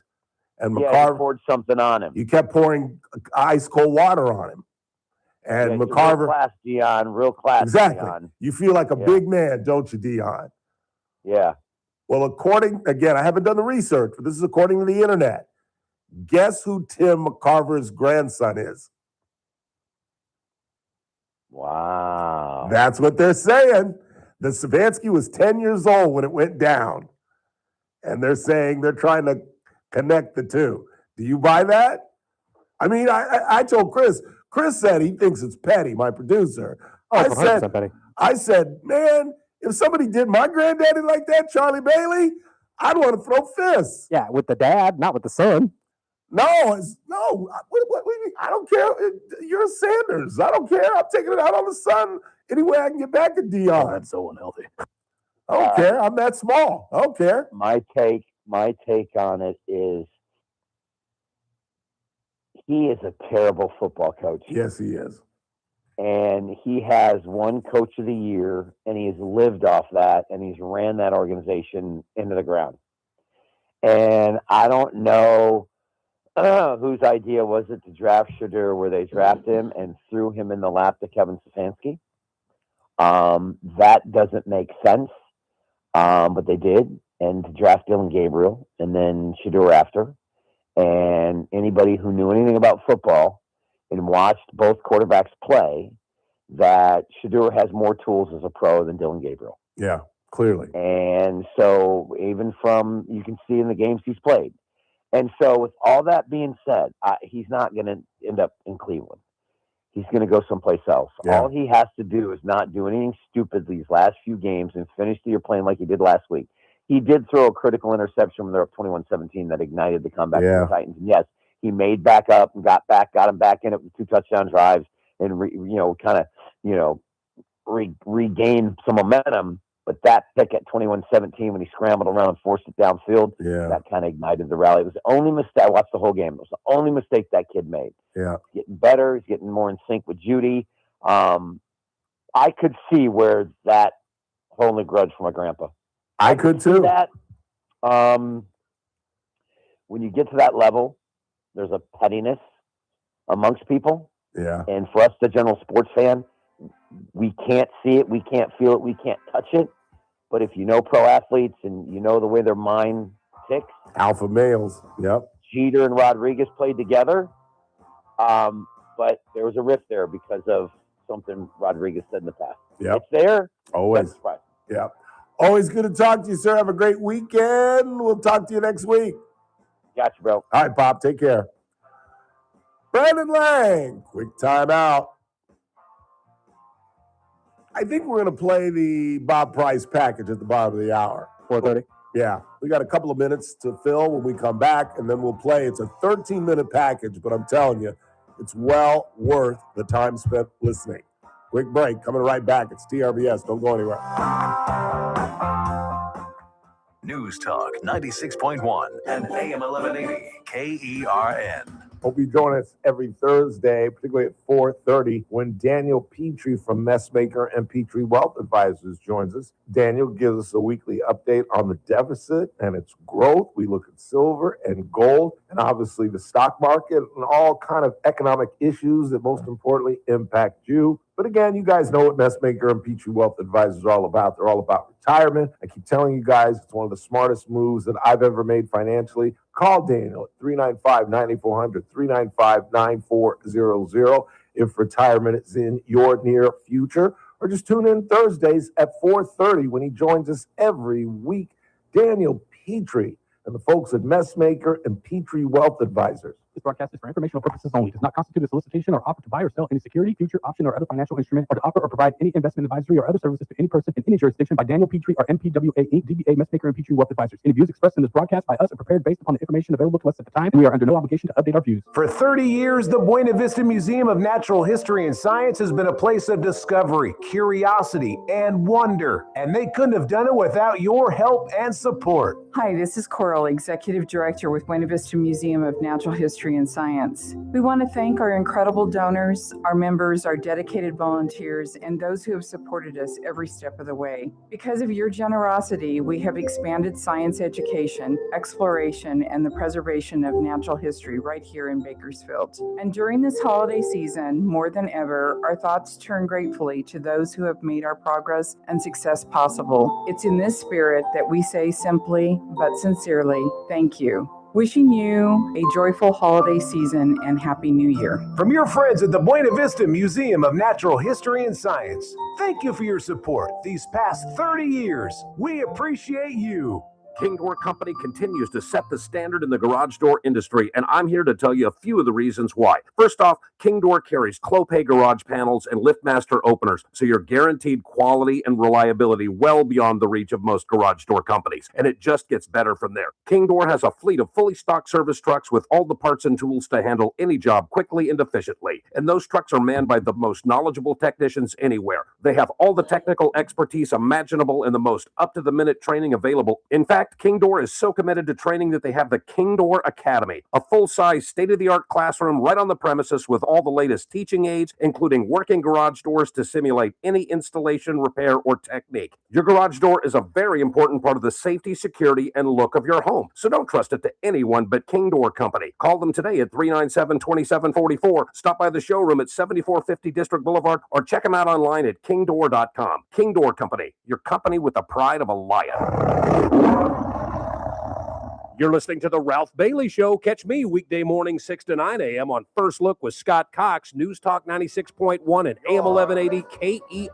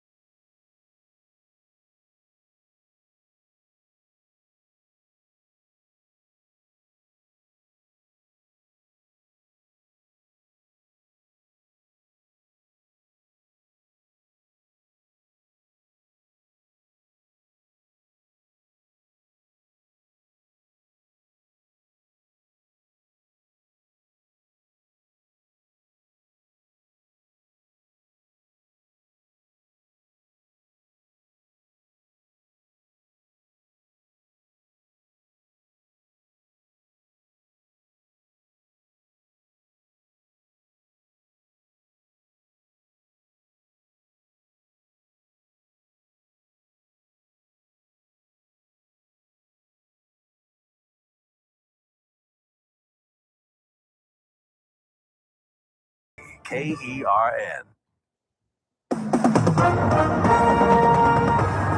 With SLN News, I'm Keith Peters in Washington. President Trump says Thai and Cambodian leaders have agreed to renew a truce after days of deadly clashes threatened to undo a ceasefire he helped broker earlier this year. Mr. Trump announced the agreement to restart the ceasefire in a social media posting Friday. Hanukkah is Judaism's festival of lights. On 8 consecutive nightfalls, Jews gather with family and friends to light one additional candle in the menorah candelabra. They commemorate the rededication of the temple in Jerusalem nearly 2,200 years after a small group of Jewish fighters liberated it from occupying foreign forces. On Wall Street, the Dow down by 245 points. The Nasdaq dropped 398. More details at srnnews.com. News Talk 96.1 and AM 1180 KERN. From the KERN Newsroom, your live and local news update on News Talk 96.1 and AM 1180 KERN. Bakersfield businesswoman Madison Williams will spend the first year of her 7-year probation in jail. The judge's sentence Friday also included some steps to prove that she's staying sober. Williams was convicted of driving drunk and crashing into a house in 2022, causing substantial injuries to the people inside, including a toddler who had a skull fracture and whose development was stunted. And in a case that's similar to hers and happened this year in October, Thomas David Gonzalez Jr. has been sentenced to 3 years probation with 90 days to serve in jail first after pleading no contest to DUI and hit and run.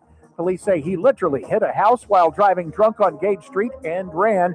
An officer and a witness caught him. I'm Chris Davis in the KERN newsroom with news every half hour and when it breaks on FM 96.1 and AM 1180 KERN. Hey, I'm Mike Slater. My dad passed away at the age of 63. It's out of nowhere.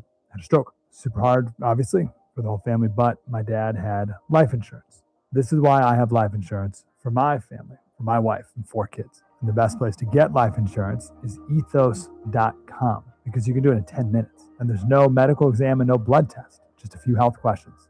Get life insurance in 10 minutes so your family is protected. Ethos, ETHOS, ethos.com/Mike. Individuals and businesses with tax problems, listen carefully. If you owe over $10,000 in back taxes or have unfiled tax returns, U.S. Tax Shield can help you take back control. The IRS can seize your bank accounts, garnish your paycheck, close your business, and file criminal charges. Our team of tax attorneys can stop collections and get you protected. U.S. Tax Shield offers a price protection guaranteed quote to get you protected today. U.S. Tax Shield is A+ rated with the BBB, so call 800-466-9625. U.S. Tax Shield, 800-466-9625.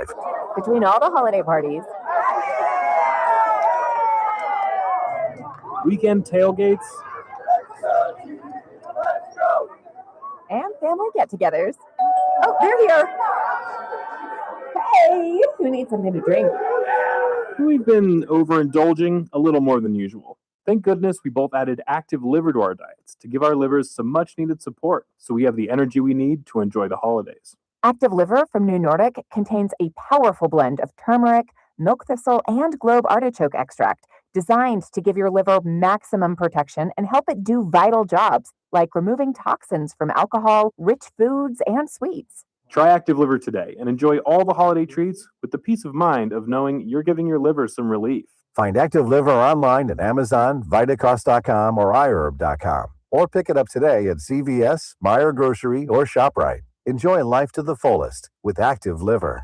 Monday's Armstrong and Getty Show will kick off a week of raising money for Scouting America, and we'll explain to you why we think it's a really great idea. Plus, Trump's going to Europe to meet with the European leaders about this whole Russia-Ukraine peace deal, and I'm sure there's going to be news out of that. And Congress is rushing to get anything done before the holiday break. That in the news of the day, that's what we do. On the next Armstrong and Getty Show. Weekdays noon to 2 on News Talk 96.1 and AM 1180 KERN. I'm JR Flores. Catch my show, The JR Show, weekdays at 2 p.m.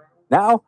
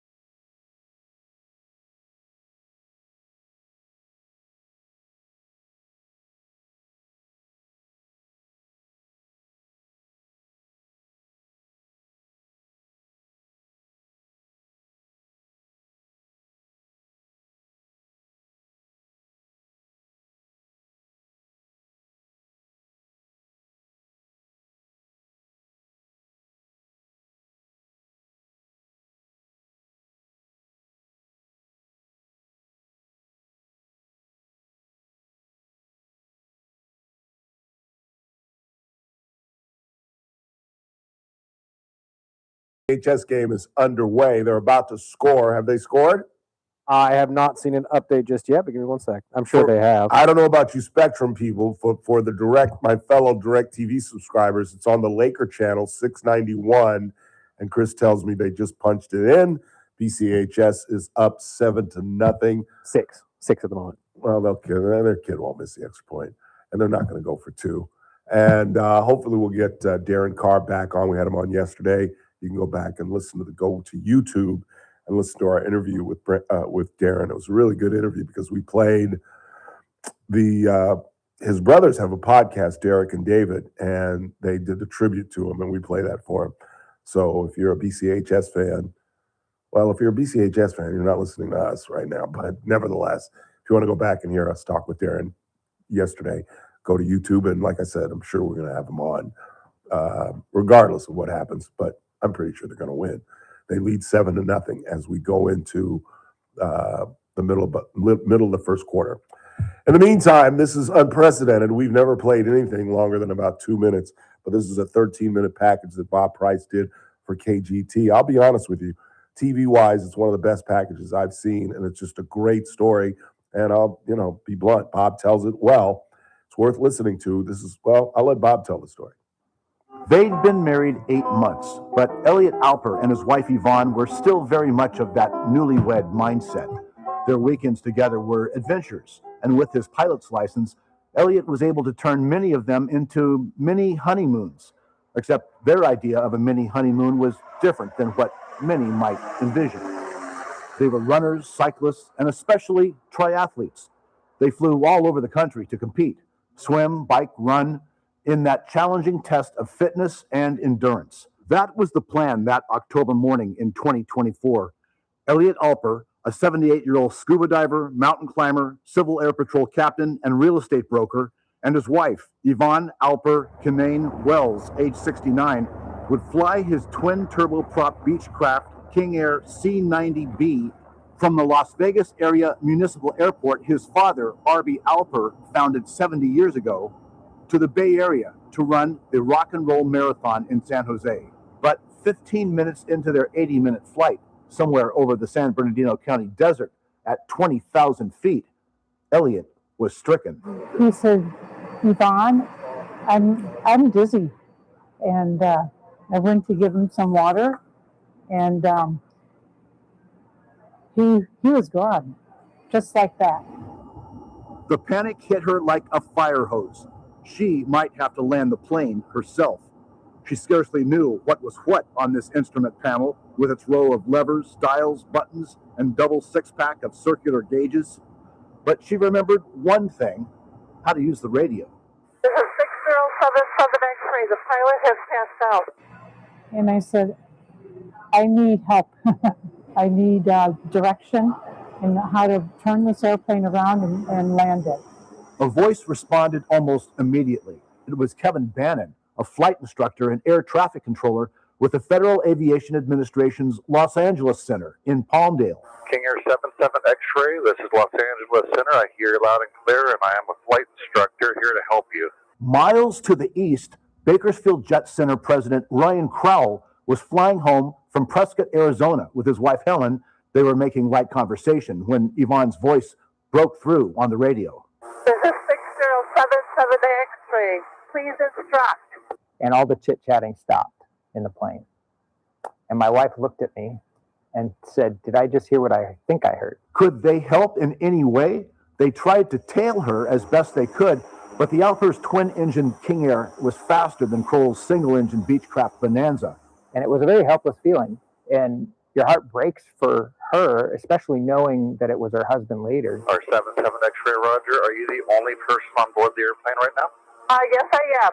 No, I mean, this is something that you don't even train for. It's impossible to train such a scenario. It's so outlandish. I had to tell myself, if I remain calm, that's the only way we're going to have a successful outcome. Elliot Alper had programmed the plane to take them to Monterey. The plan was he would disengage the autopilot as the plane approached the small airport and hand fly the King Air to a safe landing. With Elliot unconscious, that task was up to Yvonne. By this time, a hastily assembled team was moving into place to assist Yvonne. on the ground and in the air, literally all across the southwestern United States. FAA employee Sean Rosenberg was also in the Los Angeles Air Route Traffic Control Center that morning. I mean, at this point, when it's happening, it's a national event. And everyone had reached a consensus on the next necessary step. Kevin Bannon gently delivered Yvonne her instructions.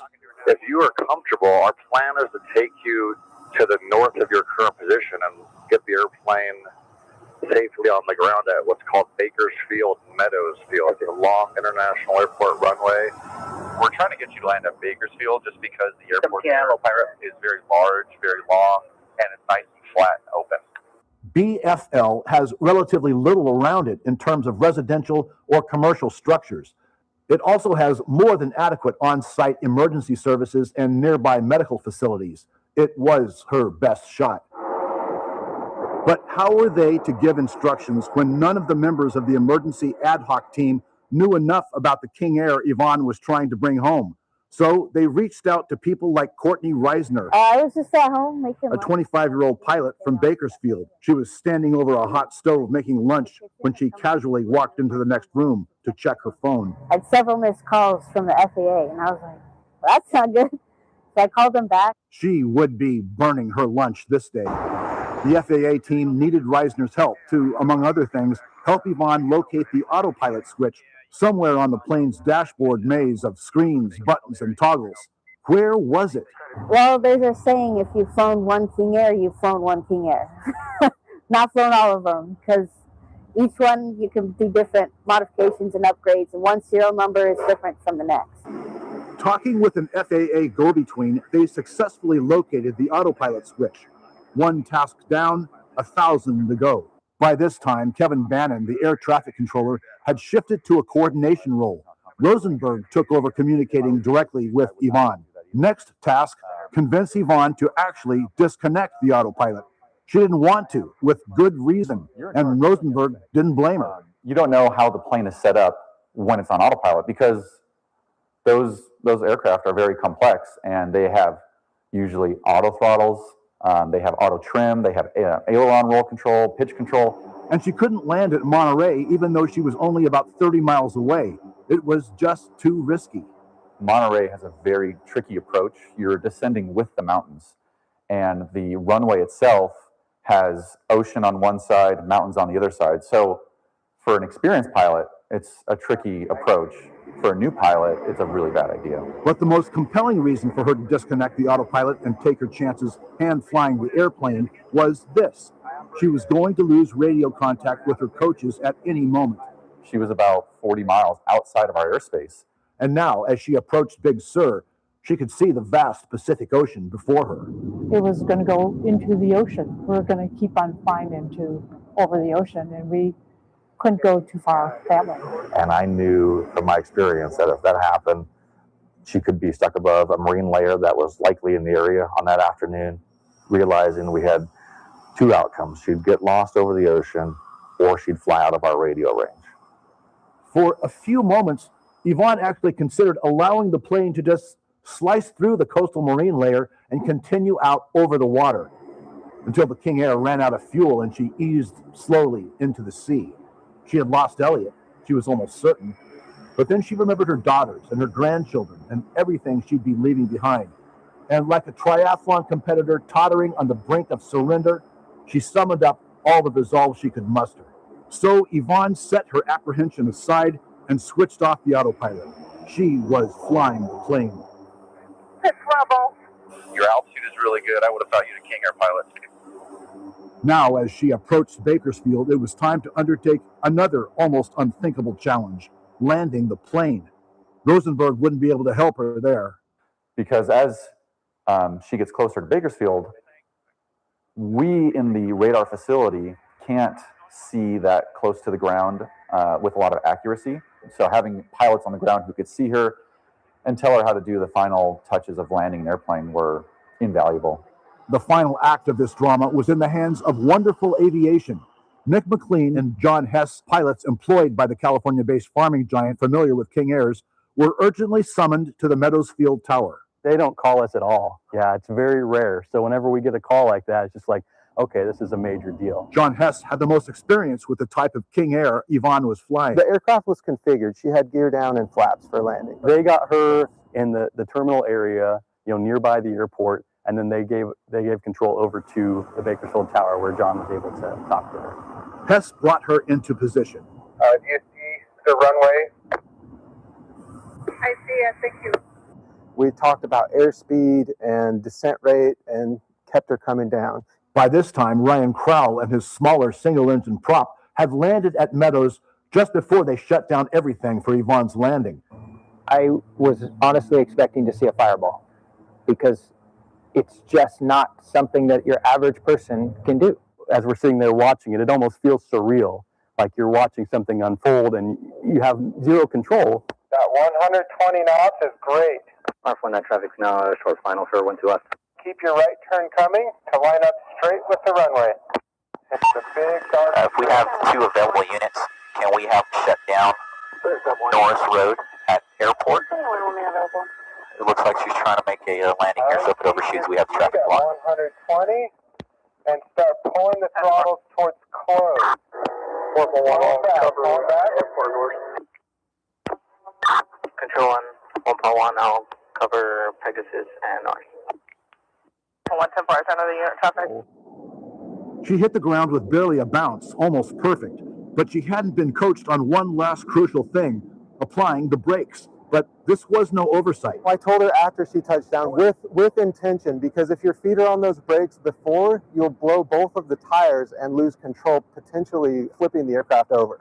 Red lever closest to you. It looks like the aircraft's down and it's rolling, so it looks like we're going to be safe on it, Norris. Yvonne came to a stop about 100 feet off the end of the runway. Good job, Yvonne. Thank you. Hey, well done, Yvonne. Put my hands in prayer and collapsed to my knees and said hallelujah, cheering and hugging and shouting. There was a huge sigh of relief when I saw that she had landed. It was just a lot of elation, a lot of high-fiving. She could have done anything wrong, and she didn't do anything wrong. Like, it was truly amazing. I don't know how you describe what happened as anything short of a miracle. It's not an easy thing to land an airplane. It was probably 2 to 3 months of flight lessons condensed into an hour. Her coaches are convinced Yvonne's experience as an extreme athlete was a big factor. Triathlete, all those competitions that are grueling, she would have to have a mental toughness that I can't even imagine. And I think she demonstrated that. Elliot Alper was laid to rest 18 days later. Among the mourners, Sean Rosenberg, whose calm expertise had guided Yvonne Alper to a safe landing. A year later, Elliot's gravestone still has not been placed. For now, Yvonne marks it with newly earned triathlon medals and other tokens of their life together. It took a year, but Bannon finally met Yvonne as well. 17 News helped coordinate their reunion. I was so grateful just to watch her walk through the door with a beaming smile on her face and give her a big hug. So this was a tragedy and a triumph shared by many. I feel like it was an honor to be part of it. I think I had a guardian angel next to me, and then I had some amazing flight instructors. Call it a feat of collective wills. Call it shared fortitude. Call it the miracle landing. For 17 News, I'm Robert Price. An unbelievable story, a well-told story by Bob Price, and kudos to Mike Trahi, the news director, because 13-minute packages on television are unheard of. Unheard of. It's one of the reasons I hated television, because I was coming from a print background where I could write 40 inches and tell a story. But in television, particularly back in the 90s, you had about $1.30. And maybe if you could convince your news director that you had a great story, maybe they'd give you 2 minutes, maybe. But 13 minutes, unheard of. But it's a great story, and it was well told by Bob Price. And, you know, the part that he says where it was her mental toughness that got her through it, that's why I don't think I could have pulled it off. Because I hate flying so much that I just don't think I could concentrate. I think fear might have overwhelmed me. As I've talked about, I'm one of the biggest cowards you ever meet in your life. I gotta have a cocktail before I get on a plane. And to have to figure out where the autopilot is and hit the brakes, and wait till you see the visual. You'll see it tonight, either at 6 or 11 on KGT. I strongly urge you. Wait till you see how she landed so perfectly and then literally was off the runway because they told her late about the brakes. As you heard in the package, they didn't want her to flip the plane. But she's on dirt when she finally comes to a halt. Miraculous story. And again, well told by Bob Price. Quick timeout. Won't have a lot of time before we get to the 5. We'll get to the Erica Kirk story and Candace Owens insisting that Tyler Robinson was not the lone killer of Charlie Kirk. You'll hear from that despicable person and from that wonderful person, Erica Kirk, when we come back, or at the top of the hour, I should say. And give you an update, just in case there are 5 people that are watching us or listening instead of watching the BCHS game. 7-7 in the first. This thing's going to be a shootout. It's up to second quarter. Oh, second quarter? Yeah, they both scored in the second. Yeah, it's going to be a shootout. And I think the last team to make a mistake or the last team with the ball is going to win. Cross your fingers, Bakersfield, for the Eagles of Bakersfield Christian High School. Quick break. We're coming right back on a Friday. A Friday with sunshine, but it's gone already. That time of year. Quick break. It's the Ralph Bailey Show. Don't go anywhere. News Talk 96.1 and AM 1180 KERN. Start your day right. First Look with Scott Cox, 6 to 9 a.m. On the Monday edition of the First Look program, we'll mourn the passing of Phillip Rivers. He's still alive, but he is going to play NFL football at 44. We will talk jobs with America's Job Center at Kern. We got news, we got traffic, we got weather. It's all happening 6 to 9 a.m. right here at News Talk 96.1. We're streaming live on the internet at kernradio.com. First Look with Scott Cox, 6 to 9 a.m. News Talk 96.1 and AM 1180 KERN. Merry Christmas from Joe and all your friends at the Emporium. Just in time for Christmas, we got all boots on sale. Every pair of men's and ladies' boots is $20 off the regular price. Kids' boots, casual shoes, moccasins, and slippers are on sale too. It's a great year to give boots or get yourself a new pair. Also, save 20% off on all outerwear, vests, jackets, shirts, blouses, dresses, t-shirts, hoodies, purses, Western toys, and cologne. All our Pendleton products are 20% off, including board shirts, hoodies, t-shirts, legendary blankets, and coffee mugs. Wow, save big this week on these special presents for the special people in your life right now at the Emporium, where real cowboys have been getting gifts for over 116 years at the corner of 19th and N Streets, downtown Bakersfield. The Emporium. A style for your way of life. Look for the big red boot. The Emporium. Must qualify for enrollment. Results may vary. Attention! Have you racked up $10,000 or more in credit card debt? Are you barely getting by making minimum payments? With credit card debt reaching all-time highs, National Debt Relief is notifying consumers about significant debt relief options currently being made available to help those with overwhelming credit card debt. These options may reduce a large portion of credit card debt for those who qualify.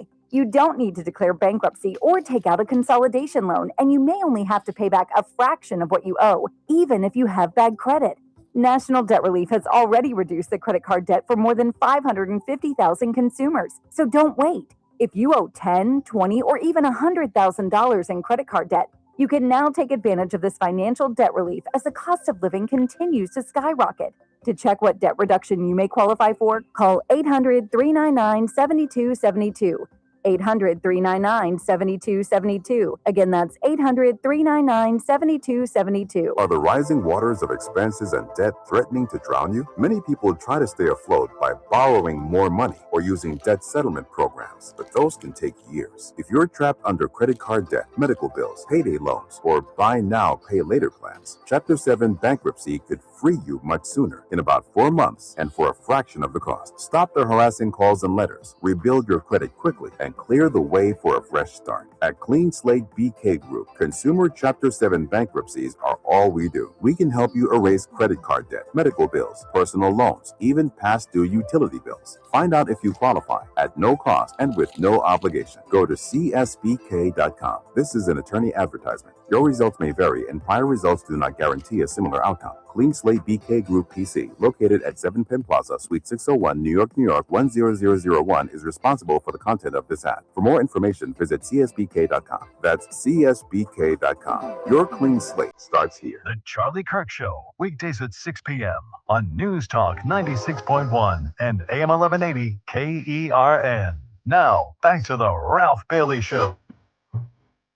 Would you like to swing out a star? Carry with you, step in a jar. Any better off than you are.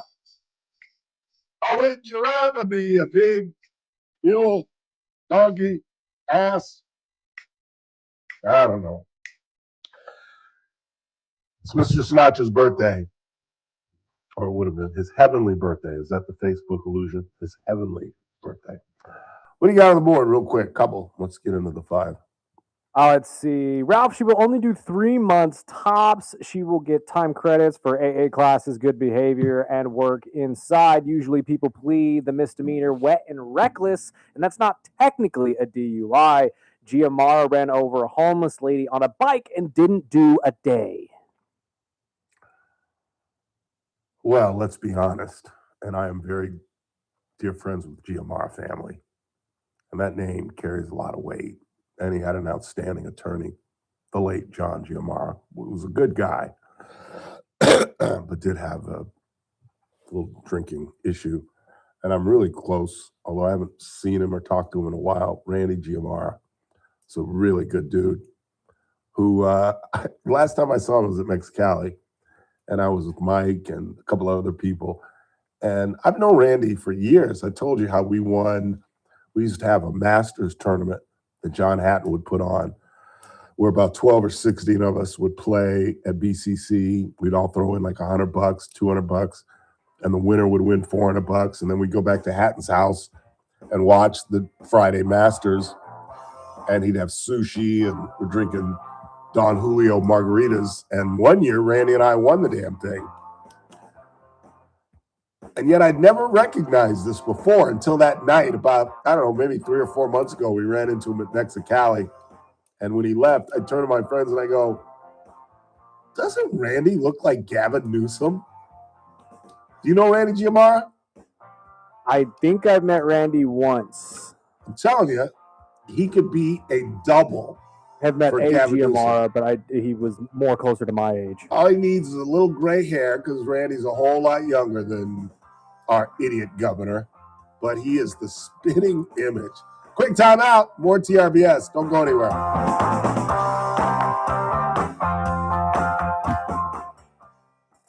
This is AM 1180 KERN Green Acres. This is 96.1 FM Bakersfield. Online at KERNradio.com. News this hour from Town Hall. I'm Keith Peters in Washington. President Trump said Friday Thai and Cambodian leaders have agreed to renew a truce after days of deadly clashes had threatened to undo a ceasefire Mr. Trump had helped broker earlier this year. President Trump announced the agreement to restart the ceasefire in a social media posting following calls with the prime ministers of Thailand and Cambodia. The Republican president said that Malaysian Prime Minister Anwar Ibrahim played an important role in helping him push Thailand and Cambodia to once again agree to cease fighting. The original ceasefire in July was brokered by Malaysia and pushed through by pressure from President Trump, who threatened to withhold trade privileges unless Thailand and Cambodia agreed. It was formalized in more detail in October at a regional meeting in Malaysia that Mr. Trump attended. Bernie Bennett, Washington. President Trump could name a new Fed chair as soon as later this month. Correspondent Greg Clugston reports. The president said he'd be making a decision in the next week or two on who should replace Fed Chairman Jerome Powell. I'm looking for somebody that will be honest with interest rates. Powell's term expires in May. On Wednesday, he criticized the Fed's quarter-point interest rate cut as too small, saying he would have preferred at least double. Greg Clugston, Washington. An unusually strong atmospheric river dumped a foot or more of rain on the Cascade Mountains of western Washington state over several days, swelling rivers to record or near record levels. Officials issued go-now orders Wednesday to tens of thousands of residents in the Skagit River floodplain including the city of Burlington, home to nearly 10,000 people. Rough day on Wall Street as the Dow was down by 245 points. The Nasdaq dropped 398. More on these stories at townhall.com. Just how good is Pure Talk's current deal for unlimited wireless? Well, you might say it's the deal of your lifetime. Because right now, for just $29.95 a month, Pure Talk is offering unlimited talk, text, and data for life. Not your phone's life, your life. This is Pure Talk's top tier plan. It comes with a crazy fast 5G network along with a 30 gig hotspot. And at just $29.95 a month, there has never been a better opportunity to lock in a ridiculously low rate for as long as you live. And save thousands and thousands of dollars along the way. This plan is normally $65 a month, but if you switch today, you will save over 50% every single month for the rest of your life. See what I mean? It really is the deal of your lifetime. Dial pound 250, say micro, offer ends 12/14. Some restrictions apply. Details at puretalk.com. From the KERN Newsroom, your live and local news update on News Talk 96.1 and AM 1180 KERN. The fate of a businesswoman who drove drunk. I'm Chris Davis. Friday, a judge gave Madison Williams a year in jail, but that will be the first year of her 7-year probation. Williams was convicted of being drunk when she crashed her Mercedes into a house back on September 14th, 2022 on Old River Road. When the car hit the house, it started a fire, but also hurt several people, including a toddler who had a skull fracture. Because of that, prosecutors had been asking that she get a 16-year prison sentence, but the judge was satisfied with the argument that she had done much to try and make up for the wreck. Another similar incident that happened back in October has earned a man probation. That incident happened in East Bakersfield on Gage Street. Police say Thomas David Gonzalez Jr. drove drunk, crashed his car into a house, and then got out and ran. When a cop ran after him, a witness helped catch Gonzalez. He pleaded not guilty and got 3 years probation, but has to start that sentence with either 3 months in jail or doing a work program. If you have bulky items to get rid of, you can do it this Saturday, and the city of Bakersfield says this will be the last time this year that they will be able to offer that service. The pop-up bulky items drop-off will be at their site on Stockdale Highway at the end of West Side Parkway. That will be from 8 a.m. to noon, and the city says bring your own labor. Getting your tickets for the holiday lights through a third party with a code being offered on social media may not be a good idea because those tickets are illegitimate and could not be honored, says the California Living Museum Zoo. They say the people offering that code to comp your tickets are not doing it with authorization from Calm. Their best advice is to go right to the source for tickets. That way, you're buying the real deal. I'm Chris Davis in the KERN Newsroom. News every half hour and when it breaks on FM 96.1 and AM 1180 KERN. What do you think? This is the Army where you shoot them a mile away? You got to get a post like this. Bada bing! You blow their brains all over your nice Ivy League suit. It's the Ralph Bailey Show on News Talk 96.1 and AM 1180 KERN. Now make sure you leave the house when you make the call. You understand me? You hear me? Call from an outside line. I mean it. Call in or text to 661-842-KERN. That's 661-842-5376. Listen live at KERNradio.com. Now, the host you've been waiting all day for. Live from the KERN studio, here's Ralph Bailey. Final hour of the broadcast. Final hour of the week. So we wrap up 5 days of outstanding. Well, no, I can't say that. I've been under the weather since Wednesday, so the shows have suffered just a skosh. But the show must go on. Although it's that question, am I doing the listeners a better service coming in here at like 80%? Or would I have been better off to just let Rick Bentley handle it? I don't know. Guess who texted me during the break? I can only imagine as a member of the GMR family. Randall Giamara. He sure did. He said, you're hurting my feelings. Love you, brother. I mean, look, as much as we hate the guy. Yeah, he's a good-looking dude. He is a good-looking dude. Should be a compliment, but You're right. Comparing everybody him to Gavin, hates. though, Yeah, I mean, everybody hates him so badly. Nobody wants to be compared to this guy. No. But as I told Chris when I told him that Randall texted me, he's going to be the nominee. He's going to be. I mean, I'm crossing my fingers. That's not a bad thing for the Republican Party, but I think he's going to be the nominee, and I also think that Kamala Harris is going to run. I really do. I really do. Let me tell you a positive GMR story. There we go. I don't know if Randall was there, but it was when I was dating Lori. So this is 15 years ago. It was before I started working here. I was working at Buckley Radio when I was dating Lori. And we went to, Red Pepper. We went to Red Pepper. And as Fantastic location. and as we walked in, the Giamaras were all there. Randy's dad was still alive and the family was still there. And they, like I said, they have been so kind to me.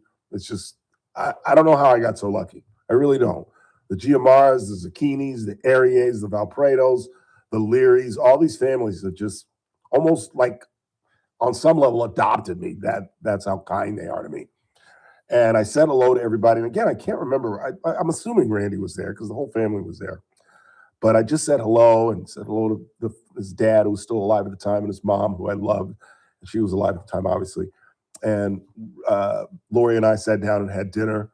Had 3 or 4 cocktails, to be honest, and had a huge dinner. And when we went to pay, because they had left, they were leaving as we were getting there. They were wrapping up their dinner. And we stayed for about an hour and a half, 2 hours. And as I went to pay, the waitress said, what are you doing? I said, I'm paying the tab. Oh, she said, you didn't know? Your tab has been taken care of. And I'm like, Gilbert. I thought it was the owner. And I was like, tell Gilbert I said thank you. He said, no, it was the Giamaras. The Giamaras picked up your tab. And I was like, damn. And I don't think I ever had the chance to say thank you to John, his dad. And I don't even know if I've ever said thank you to Randy for that. So Randy, posthumously and belatedly, thank you for dinner. It was a great night. That's what catapulted my relationship with Lori. And of course, it has a horrible ending. You guys know the story. Her parents and her grandparents, she had separated from her husband. I've told this story. We even went to, because we dated for about 8 months while they were separated. No, about 6 months. And then after 6 months, I'm wrought with guilt. Believe it or not, I do have some Catholic in me. And she lived with him for 6 months as we were dating. Because remember how the story begins, she was my realtor. And she hated that I was, in my late 40s, early 50s, renting. And she was trying to get me into a home. And we were driving around looking at homes.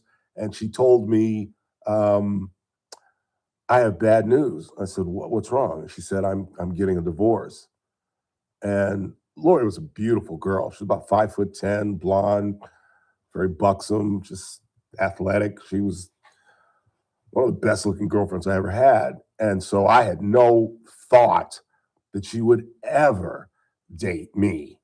And I was kind of a tub back in these days. This is 15 years ago. And I literally jokingly said, I said, are you okay? She says, yeah, because I really just don't like him, let alone love him.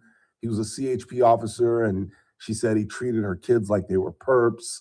And he did this scam where he was a sergeant and he was going to retire, and he tried to be a captain, became a captain, and then retired so he could get the captain's pension as opposed to the sergeant's. And for some reason, she didn't like that. And then they started fighting over properties that she owned. And she threatened to get half his pension. And that's when he was like, take it, just don't touch my pension. And then, and coincidentally enough, it kind of gets with the GMR, gets back to that tournament we used to have with John Hatton. And I was always the only single guy there, because what we would do is we would play in the morning. John would tape the Masters. We would go to Hatton's house afterwards. We played, and we'd watch in the afternoon the Masters and just a cornucopia of sushi. If John Hatton doesn't know how to do anything, he knows how to throw a party. And so we would hang out, just the fellas, 12, 16 of us, drinking, talking about our round that day. And then at round 5, all the wives and girlfriends would come to the house, and John would have a taco truck pull up in the kids, and a taco truck would pull up in the driveway, and it was all like Donkey Kong. And for years, we did this for years, and I was always the only guy that didn't have a date or a wife. And this was going to be the first time I was going to have a girlfriend come, and a pretty good looking girlfriend. And I was all excited. I told all my boys, you're going to finally meet Lori, and you're going to be surprised. I'm way over my skis. This girl is beautiful, blah, blah, blah, blah, blah. And I'm playing in the tournament. I don't think it was the year that Randy and I won, but I was playing well. And she called me halfway through my round. And I was like, Lori, I can't talk right now. She goes, no, we really need to talk. I said, Lori, I'm in the middle of ooh, nice shot, nice shot. I'm literally in the middle of playing. I can't talk to you. And hung up on her. And so I finished our round, and I'm on my way to Hatton's house. And I finally, okay, what's up? What's wrong? Are you on your way to Hatton's house? And she said, that's what I have to talk to you about. I said, don't tell me you're not coming. I tell all my friends we're going to meet you today. And she said, well, it's even worse than that. And I said, what's up? And she said, my parents and all my grandparents, she was a little younger than I was. I think she was like in her late 30s. I think I was in my late 40s. And she said, all my grandparents and my parents did it essentially an intervention and sat me down and said, I can't leave my husband until my kids have graduated from high school. And I said, what? I said, come on. That's ridiculous. Don't listen. She said, Ralph, there's nothing I can do. I can't buck my family. I've got to do what I've got to do. I said, you bought a house. Well, I'm going to sell the house and move back in with him. I'm like, are you serious? She's like, yeah, I'm sorry. She said, I love you, but I've got to do this. And that was the last time I talked to her, about a year. And then she had some health issues, and she called me. And the one that got away, I thought I was going to marry that woman. And then I showed up at Hatton's house alone again. And Sakini and the boys like, you made her up. We knew she wasn't coming.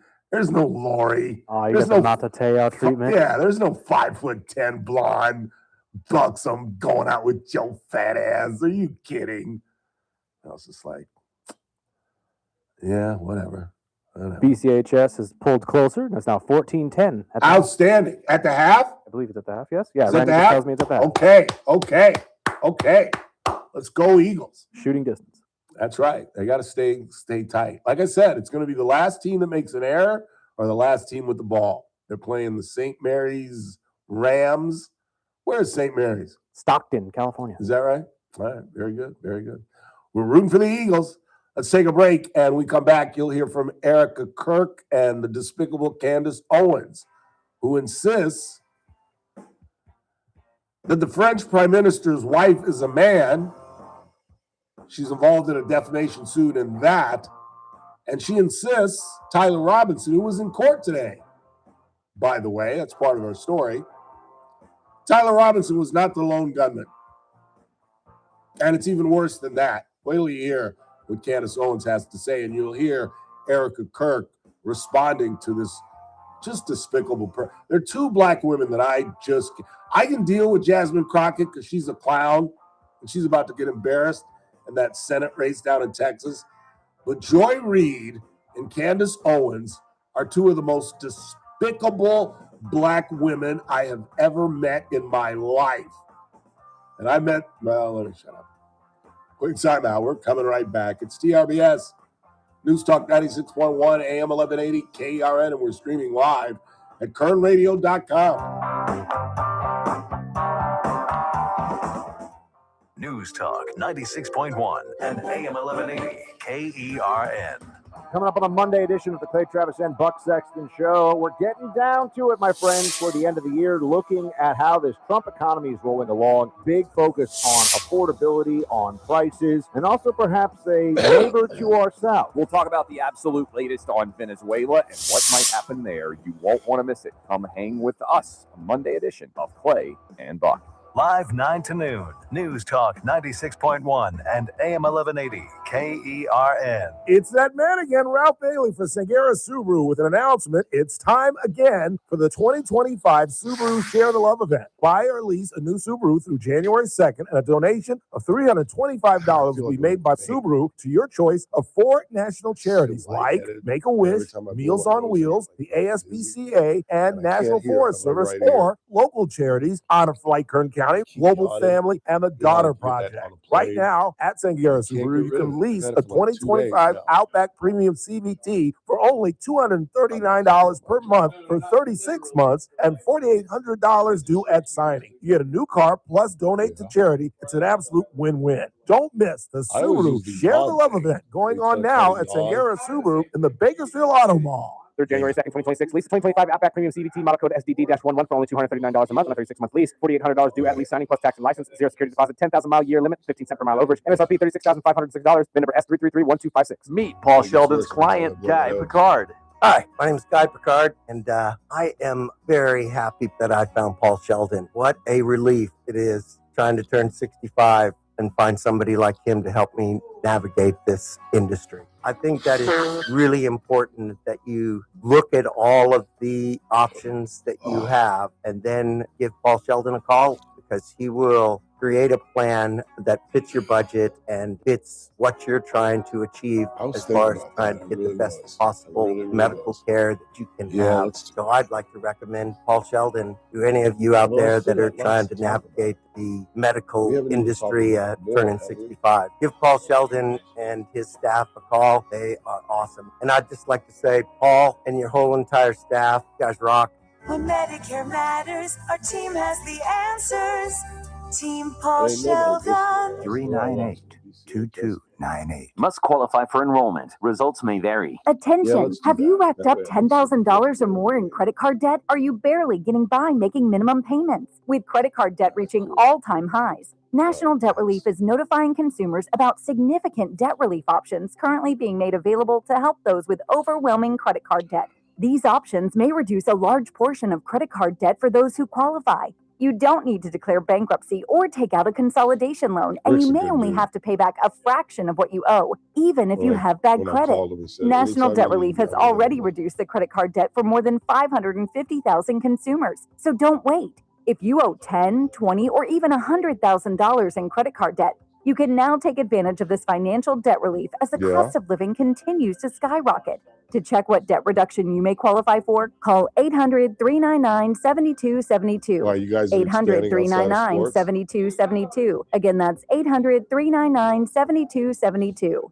Attention, Medicare beneficiaries here in Kern County. If you are eligible for Medicare and looking for a doctor who listens and cares about you with minimal wait times and prompt referral authorizations, it's time you learned about QualCare IPA. QualCare IPA contracts with most Medicare Advantage health plans and provides you with access to a large network of outstanding doctors and quality hospitals right here in Kern County. Medicare Advantage health plans go beyond original Medicare benefits coverage, and understanding these coverage differences may be confusing. Call us today, 661-554-4544. Let us help you understand your healthcare options for 2025. Call today, 661-554-4544. That's 661-554-4544. Get the information you need and the coverage you deserve. For accommodations of persons with special needs at meetings, call 661-554-4544, TTY 711. The Armstrong and Getty Show, weekdays noon to 2 on News Talk 96.1.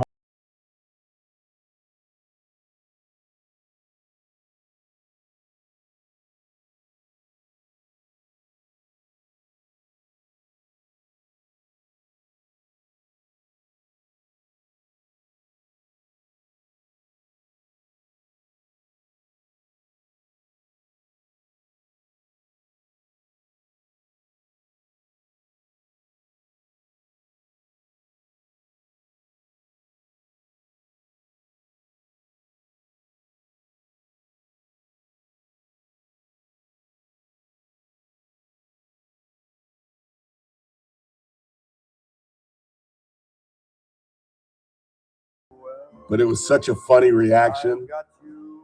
she was like, she called me and she said, Ralph, I knew you were talented, but God, that was one of the greatest poems I've ever read. Like, Ralph, you should not go into newspaper. You should do creative writing. That was brilliant. And I was like, she made me feel so guilty, but it didn't stop me from doing it again. And then finally, I don't know whether it was her, but finally I wrote a song that one of the women that I was chasing recognized. I think it was Rhonda. I was like, eventually you got to get busted with that because there's no way they haven't heard all of Frank's songs. You know what I mean? Yeah. Yeah. No, I think it was June Gray. I think it was June Gray from Columbus, Ohio. Like somebody had to have known. And she was like, wasn't this a song? And I couldn't even lie. I started laughing. And she said, it was a song, wasn't it? I said, I didn't say anything just because I started laughing. And she was like, you ain't right. And then I remember, it was June Gray. Because then I fessed. I said, well, I've been doing this like as long as I've been here. I sent Rhonda Under My Skin. I got it. She wanted to boot me at one point, and I sent her the Dean Martin song. What's the Dean Martin song? Return to Me. I wrote down the lyrics. Play Return to Me real quick. Listen to the lyrics to this. So Rhonda's like, I can't take this anymore because I was a horrible human being. She caught me cheating. And she caught me cheating with one of her friends.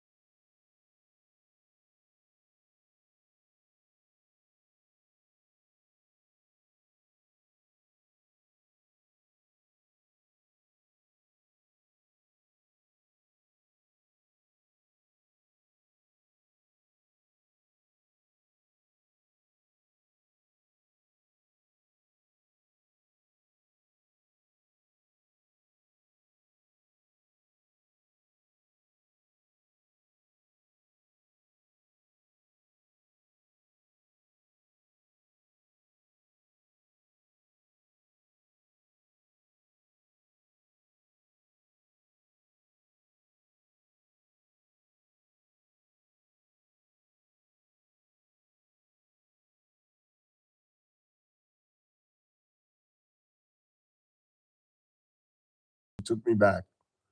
College was weird.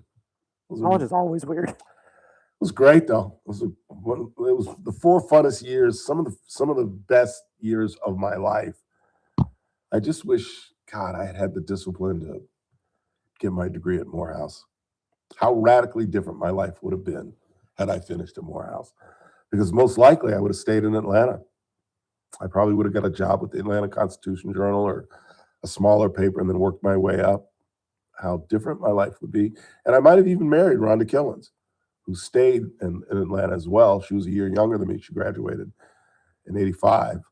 And I think she still lives there. But as I want to say, I saved her from poverty. But if I had stayed in Atlanta, I got a job with the Atlanta Constitution Journal, maybe I wouldn't have been poor, but I saved her from poverty because she became Mrs. Huxtable. What was Mrs. Huxtable's first name? Claire. She became Claire Huxtable. She went to law school, became an attorney, and she married an OBGYN. They divorced. And you want to know how small I am? When a buddy of mine told me, we have a mutual friend who we're both still in contact with. It was about 10, 15 years ago. And I said, how's Rhonda? Because she really was my first love. I told you I lost my virginity to Rhonda Lynn Killens. I was a virgin throughout high school. Not only was I a virgin throughout high school, I was a virgin my freshman year with a girlfriend. Honest to God. Why would I lie about that? And the only reason, I rationalized obviously, but the only reason I slept with Rhonda Killens is because I honestly thought I was going to marry her. She was the first girl I'd ever bought jewelry for. And you guys have heard that story, the ring story. You want to hear it again? Because I'm sick and I don't really want to talk about anything.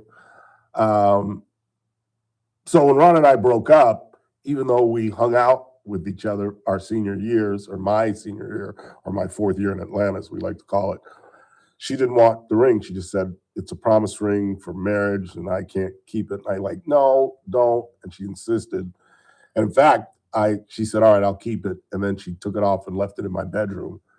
And so I had this ring. I didn't know what to do with it. I figured I'd give it to my daughter or something. And it disappeared when Fred Beal and I moved out. And I was like, I cannot find that damn ring. I wanted to give that to my daughter or my niece or whatever. And so now a year has gone by. Fred lives in Oakland. Fred and I used to drive home from LA to Atlanta together. He'd drive with me to LA and then take a flight up to Oakland. And I went to visit him. We were really good friends. We were roommates for a year and a half. And so I went to visit Fred in Oakland and we were running around. And on the last day I was there, he said, I'm going to pick up one of my hoochie mamas. That's exactly the word he used, one of his hoochie mamas, which made it even worse. It's like it wasn't his girlfriend. It was just somebody he was sleeping with. And I'm in the back seat of the car. I'm behind Fred, behind the driver's seat, and his hoochie mama is in the passenger seat. Excuse me. And she's got her arm around Fred, the driver. And so her hand is in my face. And what do I see? The ring. The ring. And I'm like, this is exactly what I said. Direct quote. That's a really nice ring on your finger. Fred, take me back to the house right now. And he's like, oh, Ralph. And she's like, what's he talking about? What's wrong? Nothing. Ralph, just calm down. Let me explain. No, take me back to the house. I'm jumping on a plane. I'm going to LA right now. He's like, dude, don't overreact. Just calm down. Fred, take me to the house. And I didn't say a word. I packed my stuff. He's chasing me around his house. Dude, I didn't take it. I just found it. And I didn't have contact. I'm like, I don't want to hear it, Fred. I don't want to hear it. And I just left, took a cab. He offered to drive me to the airport. I was like, no, I don't want to see you. I don't want to talk to you. Dude, you stole from your damn roommate. I don't want to look at you. And I've never talked to him since. And much to my chagrin, about 20 years ago, Fred went to jail. Breaking and entering. Oh, wow. He turned out to be because he had a checkered past in high school. Well, and he was kind of funky when even as we were roommates. He worked at a restaurant and he would steal stuff from the restaurant. Yeah, see, and as a roommate, I was like, go. You're a klepto, though. That's what I'm saying. If you can steal, you're going to steal. Exactly. Like I've never stolen anything in my life. I've told you the TV Guide story where I was doing the crossword puzzle at TV Guide as my dad was paying the cashier, and I walked out and I was in the car and my dad said, "Did you pay for that?" And I was like, "No, I thought you paid for it." My father turned around and made me go back inside. And back, I'm so old, in the 70s, TV Guide was 25 cents. And my father made me go into the Safeway and give them a quarter. I'm a lot of things, but a thief I am not. Final half hour of the broadcast. Don't go anywhere.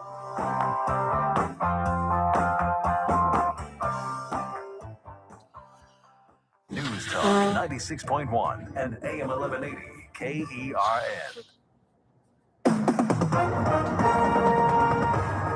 With us on the news, I'm Keith Peters in Washington. The European Union has indefinitely frozen Russia's assets in Europe to ensure that Hungary and Slovakia, both with Moscow-friendly governments, I don't know. What do you think? Can't prevent. I'm tempted to stay. It's up to you. I got it set up and ready right now. I moved the breakout too, so.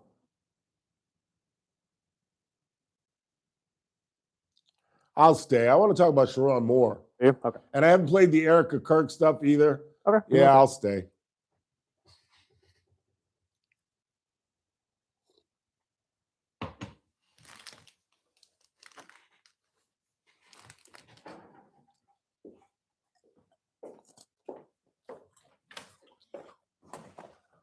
I don't know. I throw a cup of coffee, so it's not like I'm going to go home and go to sleep.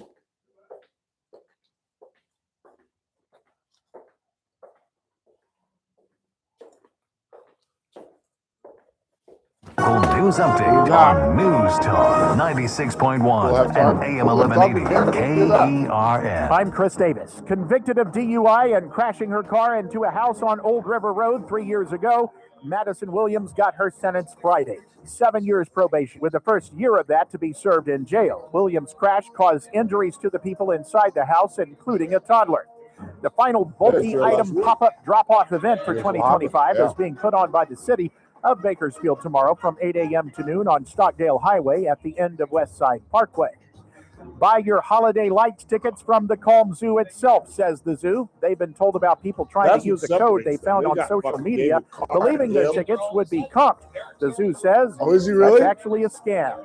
I'm Chris Davis in the KERN newsroom. News every half hour and when it breaks on FM 96.1 and AM 1180 KERN. For 30 years, the Buena Vista Museum of Natural History and Science has been a place of discovery, curiosity, and wonder. And they couldn't have done it without your help and support. Hi, this is Coral, Executive Director with Buena Vista Museum of Natural History and Science. We want to thank our incredible donors, our members, our dedicated volunteers, and those who have supported us every step of the way. Because of your generosity, we have expanded science education, exploration, and the preservation of natural history right here in Bakersfield. And during this holiday season, more than ever, our thoughts turn gratefully to those who have made our progress and success possible. It's in this spirit that we say simply, but sincerely, thank you. Wishing you a joyful holiday season and Happy New Year. From your friends at the Buena Vista Museum of Natural History and Science, thank you for your support these past 30 years. We appreciate you. The best California courses cost a fortune unless you have the Central Coast Golf Card. It's the easiest, biggest savings golf gift. $125 can buy. No shipping required. Give the gift of great golf while it lasts at CentralCoastGolfCard.com. Monday's Armstrong and Getty Show will kick off a week of raising money for Scouting America, and we'll explain to you why we think it's a really great idea. Plus, Trump's going to Europe to meet with the European leaders about this whole Russia-Ukraine peace deal, and I'm sure there's going to be news out of that. And Congress is rushing to get anything done before the holiday break. That in the news of the day, that's what we do. On the next Armstrong and Getty Show. Weekdays noon to 2 on News Talk 96.1 and AM 1180 KERN. Hey, Dad, how do airplanes fly? Derek's on the sidelines. Box? Yeah. Can I touch this? Where does sand come from? Is this tree good for climbing? Oh, that's right. I forget. What happens if I mix these two things together? Derek went to What are Stockton. babies made? What does this thing do? I saw him play. Probably. Kids are curious I about saw him everything, play at Stockton. including guns. Talking to them about gun safety in your home is a good first step, but you can do more. Who? Always keep your guns locked, unloaded, Oh, yeah. and stored separately from I had him ammunition. on my show. I know Storing his your guns stepdad. securely is the best way to prevent Yeah. family fire, including unintentional shootings. For I more know his information stepdad on was safe under gun my storage and ways to keep your family safe, visit endfamilyfire.org. That's endfamilyfire.org. Oh, my head is What do we keep in the attic? What's this thing called? Can I ride my bike backwards? Like I said, kids are curious. It's up to us to keep them safe. Brought to you by End Family Fire, Brady, and the Ad Council. The Clay Travis and Buck Sexton Show, live 9 to noon. Now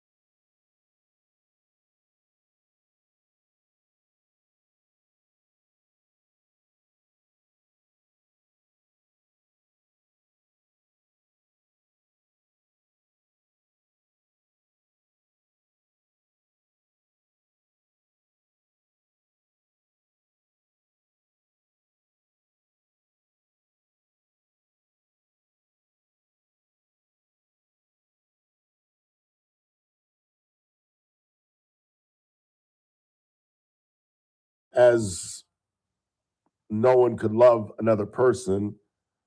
And yet Candace Owens, as I have described, one of the most despicable human beings, is running around on her podcast insisting that Turning Point USA and Erica Kirk somehow conspired to kill her husband, and that Tyler Robinson was not the lone killer.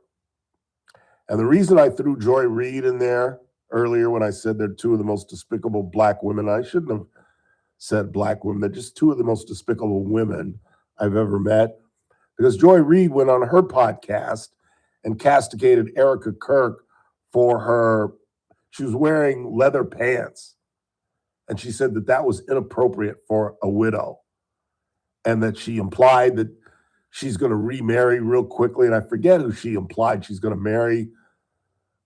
Somebody we all know. This is why I left the Democratic Party, because liberals are just mean-spirited, ugly people. Speaking of, here is Candace Owens and her allegations.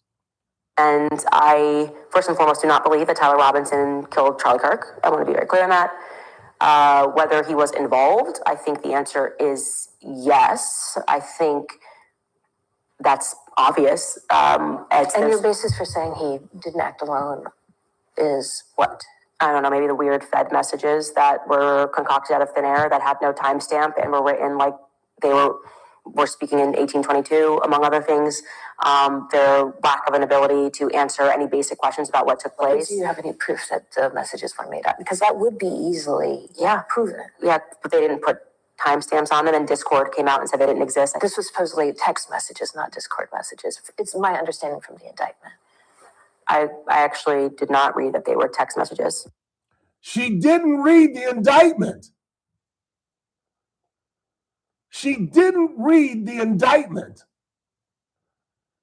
And yet she has the audacity and incredibly in the 21st century, the ability to use her microphone to spread such a despicable, mean-spirited rumor and conspiracy theory that Turning Point and Miss Kirk had something to do with her husband's death.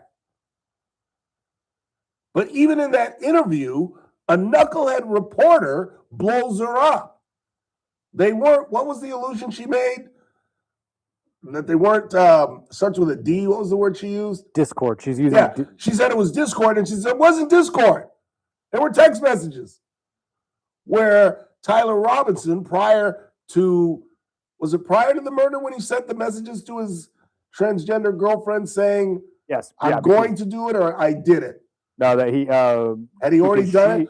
Yeah, he'd already done it because he talked about where he left the rifle, right, and how he had to go back and retrieve the rifle because Dad was going to get mad that his he grandfather lost lost his his rifle. grandfather's rifle, and he text messaged his transgender girlfriend that my dad's going to kill me. That was his worry. That was his worry.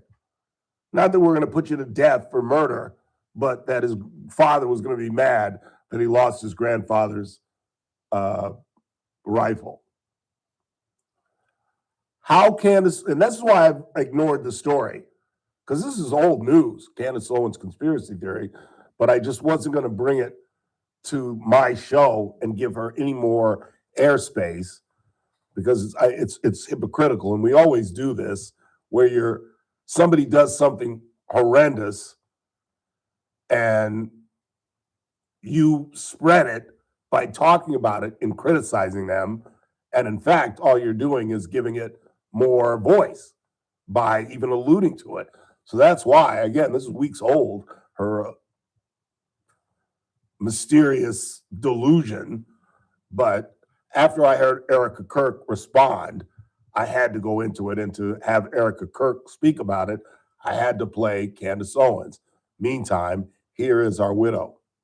What this is about is the accusations that somehow Turning Point USA, my husband's team, my husband's security team, my husband's friends, my husband's employees are somehow, or myself, are somehow implicated in his murder.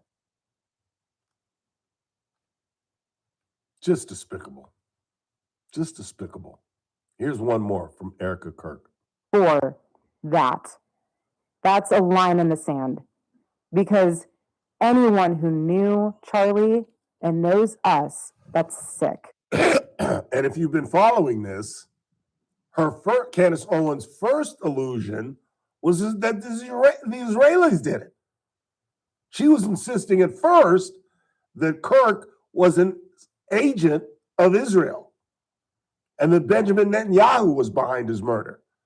Now she's flipped the script and come up with a new theory that his friends, as you heard Erica say, his friends, his security, and everybody that loved him, including Erica, wanted Charlie dead. She's just a god-awful, Candace Owens, god-awful human being who, I don't believe in cancel culture, but if anybody needs to be canceled, it should be her. She's just a despicable human being. And I pray that the Macrons follow through with their defamation suit because, again, if you don't remember, she also insists that Mrs. Macron, I forget her first name, the first lady of France, the president's wife, is a man. She is absolutely insisting that the president of France's wife is a man. And maybe I took the wrong career path. Maybe if you just become a pathological liar and come up with crazy schemes, you can make hundreds and thousands of, if not millions of dollars. But I'm not willing to sell my soul. And some people are. Let's face it. How that woman sleeps, she's an intelligent woman. Kathy Abernathy brought her up here. And, I have a really good radar. I really do. I have a really good moral compass. And I remember, because I was kind of a fan for a little while and defended Candace Owens because I know what it's like to be a black Republican. You're automatically, by most black folks, deemed a sellout, a traitor, an Uncle Tom. So I defended her for a great while. I know what it was like. Hell, for the first 10 years that I was Republican, most of my audience didn't believe it and thought I was just doing it to preach to my audience.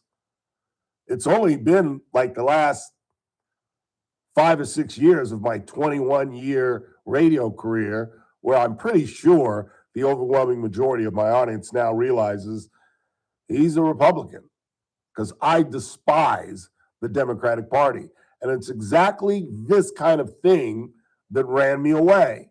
The first domino to fall was Bill Clinton and throwing Monica Lewinsky under the bus, when in fact, Bill was the responsible one that should have taken care of it and should have taken the blame. And instead, he and Hillary ruined a young girl's life, a 21-year-old who is still the butt of jokes. But thankfully, Monica Lewinsky is a strong woman and she's emerged and really made something out of her life. But that kind of national disgrace destroys most 21-year-olds. You've got the First Lady of the United States basically running around calling you a hoe. And she lets her husband off the hook, who she's still with, obviously. Democrats, I hate to look at it like this, but they're different. They are just different. Look at Jasmine Crockett. I've got some audio that I don't have time to play where I forget what congresswoman it is claiming that breaking into the United States isn't a crime. And Jasmine Crockett says the same thing. They're just, what are you going to do? What are you going to do? Let's take our final break of the week. Keep it locked. Charlie Kirk at the top of the hour. And let's all hope by Monday I am 100%. We'll talk with Kathy Abernathy. Let's hope we talk to a triumphant Darren Carr. Still 14-10. All right. Derek and David Carr are on the sidelines. David's always been on the staff, but Derek now is adding his input. God, could you imagine those kids playing next to him right now, too? No don't get me kidding. wrong. They're used to David now. David's just coach. Yeah. But Derek is there. Because they don't remember David playing. No. But they definitely watched Derek play. Oh, 100%. Yeah. If I'm not quarterback, I'm in Derek's here. What do I got to do here? I know my brother's already helping me. The last thing I saw, I went in because Randy's got it on his phone. And as they were starting halftime, the quarterback was one-on-one with Derek. 100%. Yeah. And they're a comeback team, are the Eagles. So let's all cross our fingers.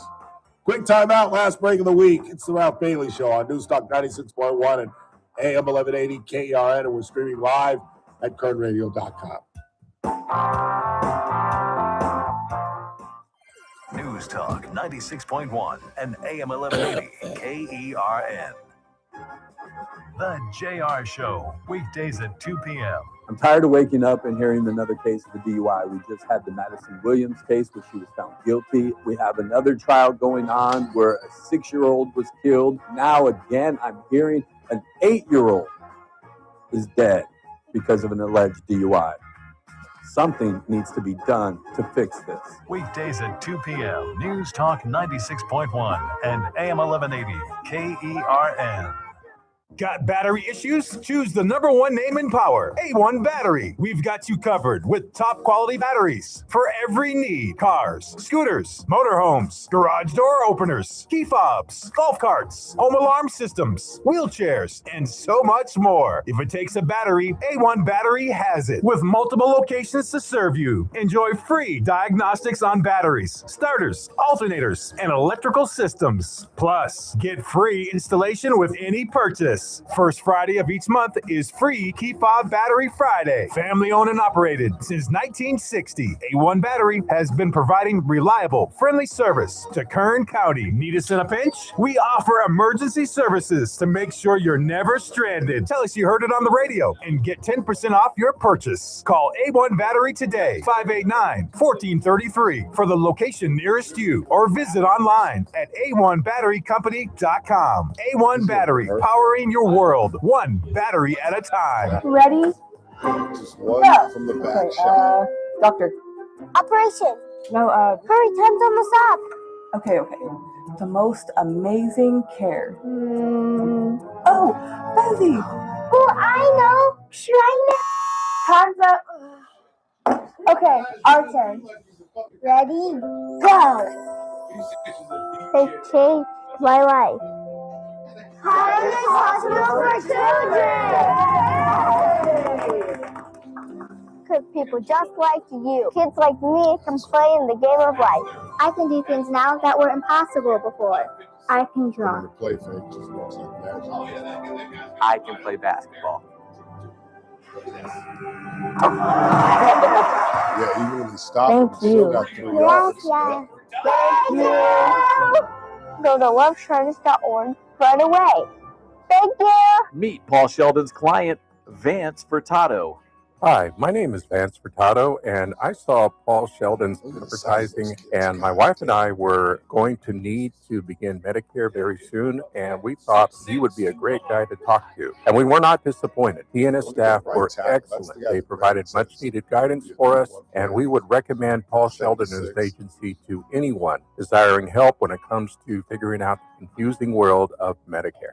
Medicare can be so terribly confusing. That's why my wife and I were so glad that we went to Paul Sheldon. He and his staff were incredibly helpful to us. So I would recommend Paul and his agency to anyone. Thank you, Paul, for all the help that you provided, giving us an excellent sense and direction of how best to satisfy our needs when it comes to Medicare. When Medicare matters, our team has the answers. Team Paul Sheldon. 398-2298. You're listening to The Ralph Bailey Show. Catch me weekday morning, 6 to 9 a.m. on First Look with Scott Cox, News Talk 96.1 and AM 1180 KERN. The end is near.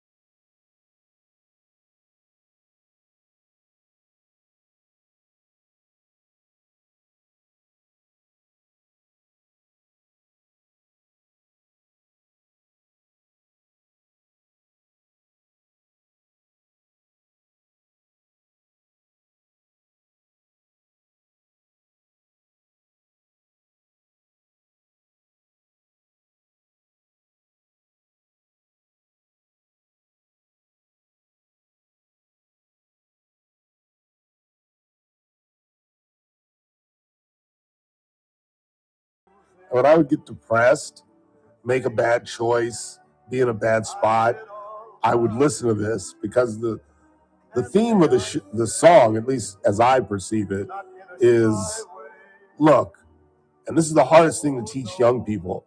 You're going to screw up. You're going to fail. You're going to have regrets. But try to limit them and try to learn from them and move on and live your life your way. Your way. And hopefully you're raised correctly, because that's where it begins. And hopefully that moral compass is in the right direction. But don't be dissuaded by ridiculous mistakes that you're going to make, hopefully when you're young. Learn from them, because again, the theme of the Ralph Bailey Show, there are several, but one of them is it's never the mistake you make, because if that were true, we would all be screwed. It's how you handle it. It's how you handle your mistakes. Do you own it, or do you try to put it off on somebody else? Do you learn from it and not make that same mistake again, or are you stupid and you do the same damn thing over and over again? And that's really the key to life. It's that simple. As crazy as that sounds. But Sherron Moore certainly didn't learn that situation. He's out of jail now after posting $25,000 bond, which I found incredible. And this is why. I'm assuming most of you know the story. But now, since he's gone to court and the court documents are public records, we know the inner story that A, he began this affair with Paige Shiver in 2022. So when he was a coordinator, he was sleeping with a member of the staff. And then he got the gig. In fact, Jim Harbaugh insisted that he get the gig. Absolutely handed it to him. So now he's the head coach of one of the finest programs in America. And because of his ongoing relationship with this woman, he promotes her to executive assistant.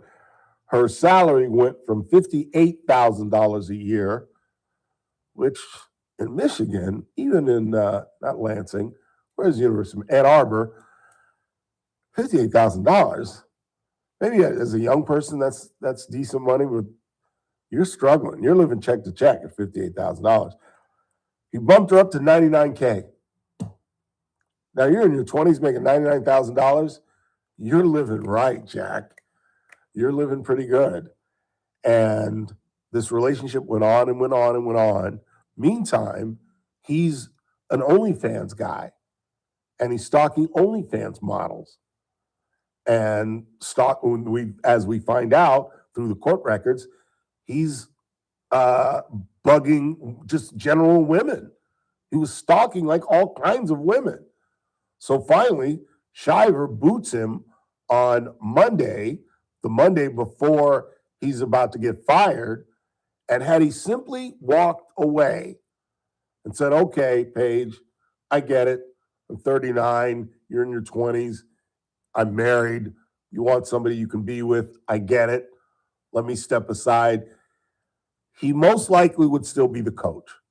Now, what I failed to tell you is the university started, one of the quotes I saw from one of the staffers was, his affair with Shiver was, quote, the worst kept secret in Michigan. So it was all a buzz in Michigan. And the university, having heard these rumors, hired a law firm to investigate it back in October. But I guess they were on good terms because Shiver lied for him and said there's nothing to it. I think inevitably they would have found out about it. But had he just walked away, at least he could have finished the season and it wouldn't be in such turmoil.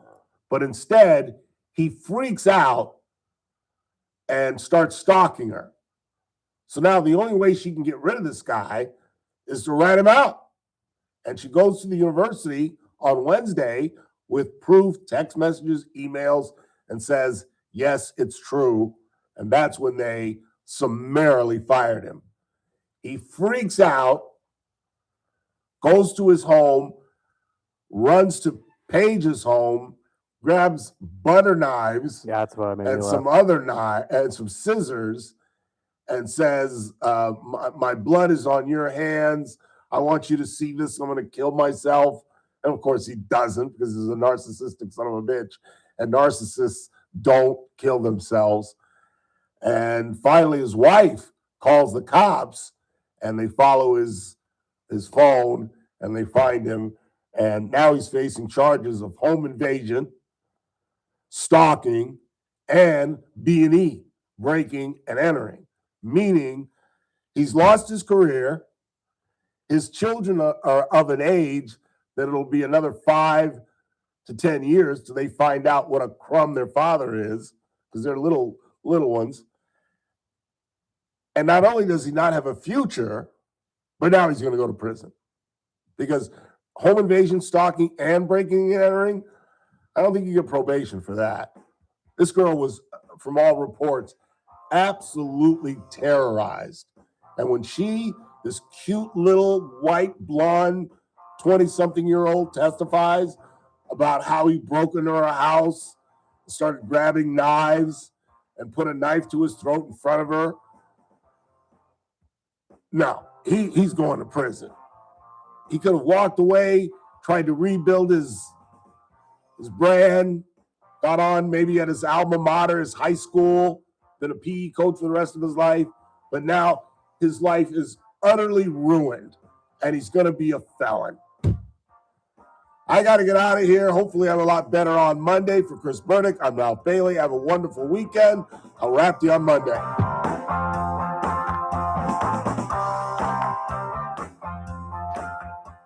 This is AM 1180 KERN. Green Acres. This is 96.1 FM. Online at KERN.com. News this hour from Town Hall. I'm Keith Peters in Washington. Flooding from a strong atmospheric river has inundated portions of Washington state, prompting evacuations. Washington State Governor Bob Ferguson advises residents to stay alert and listen to official flood warnings. Thanks. Have a good weekend. After National I'll see you Guard troops Monday. had to go door to door early Friday to evacuate a farming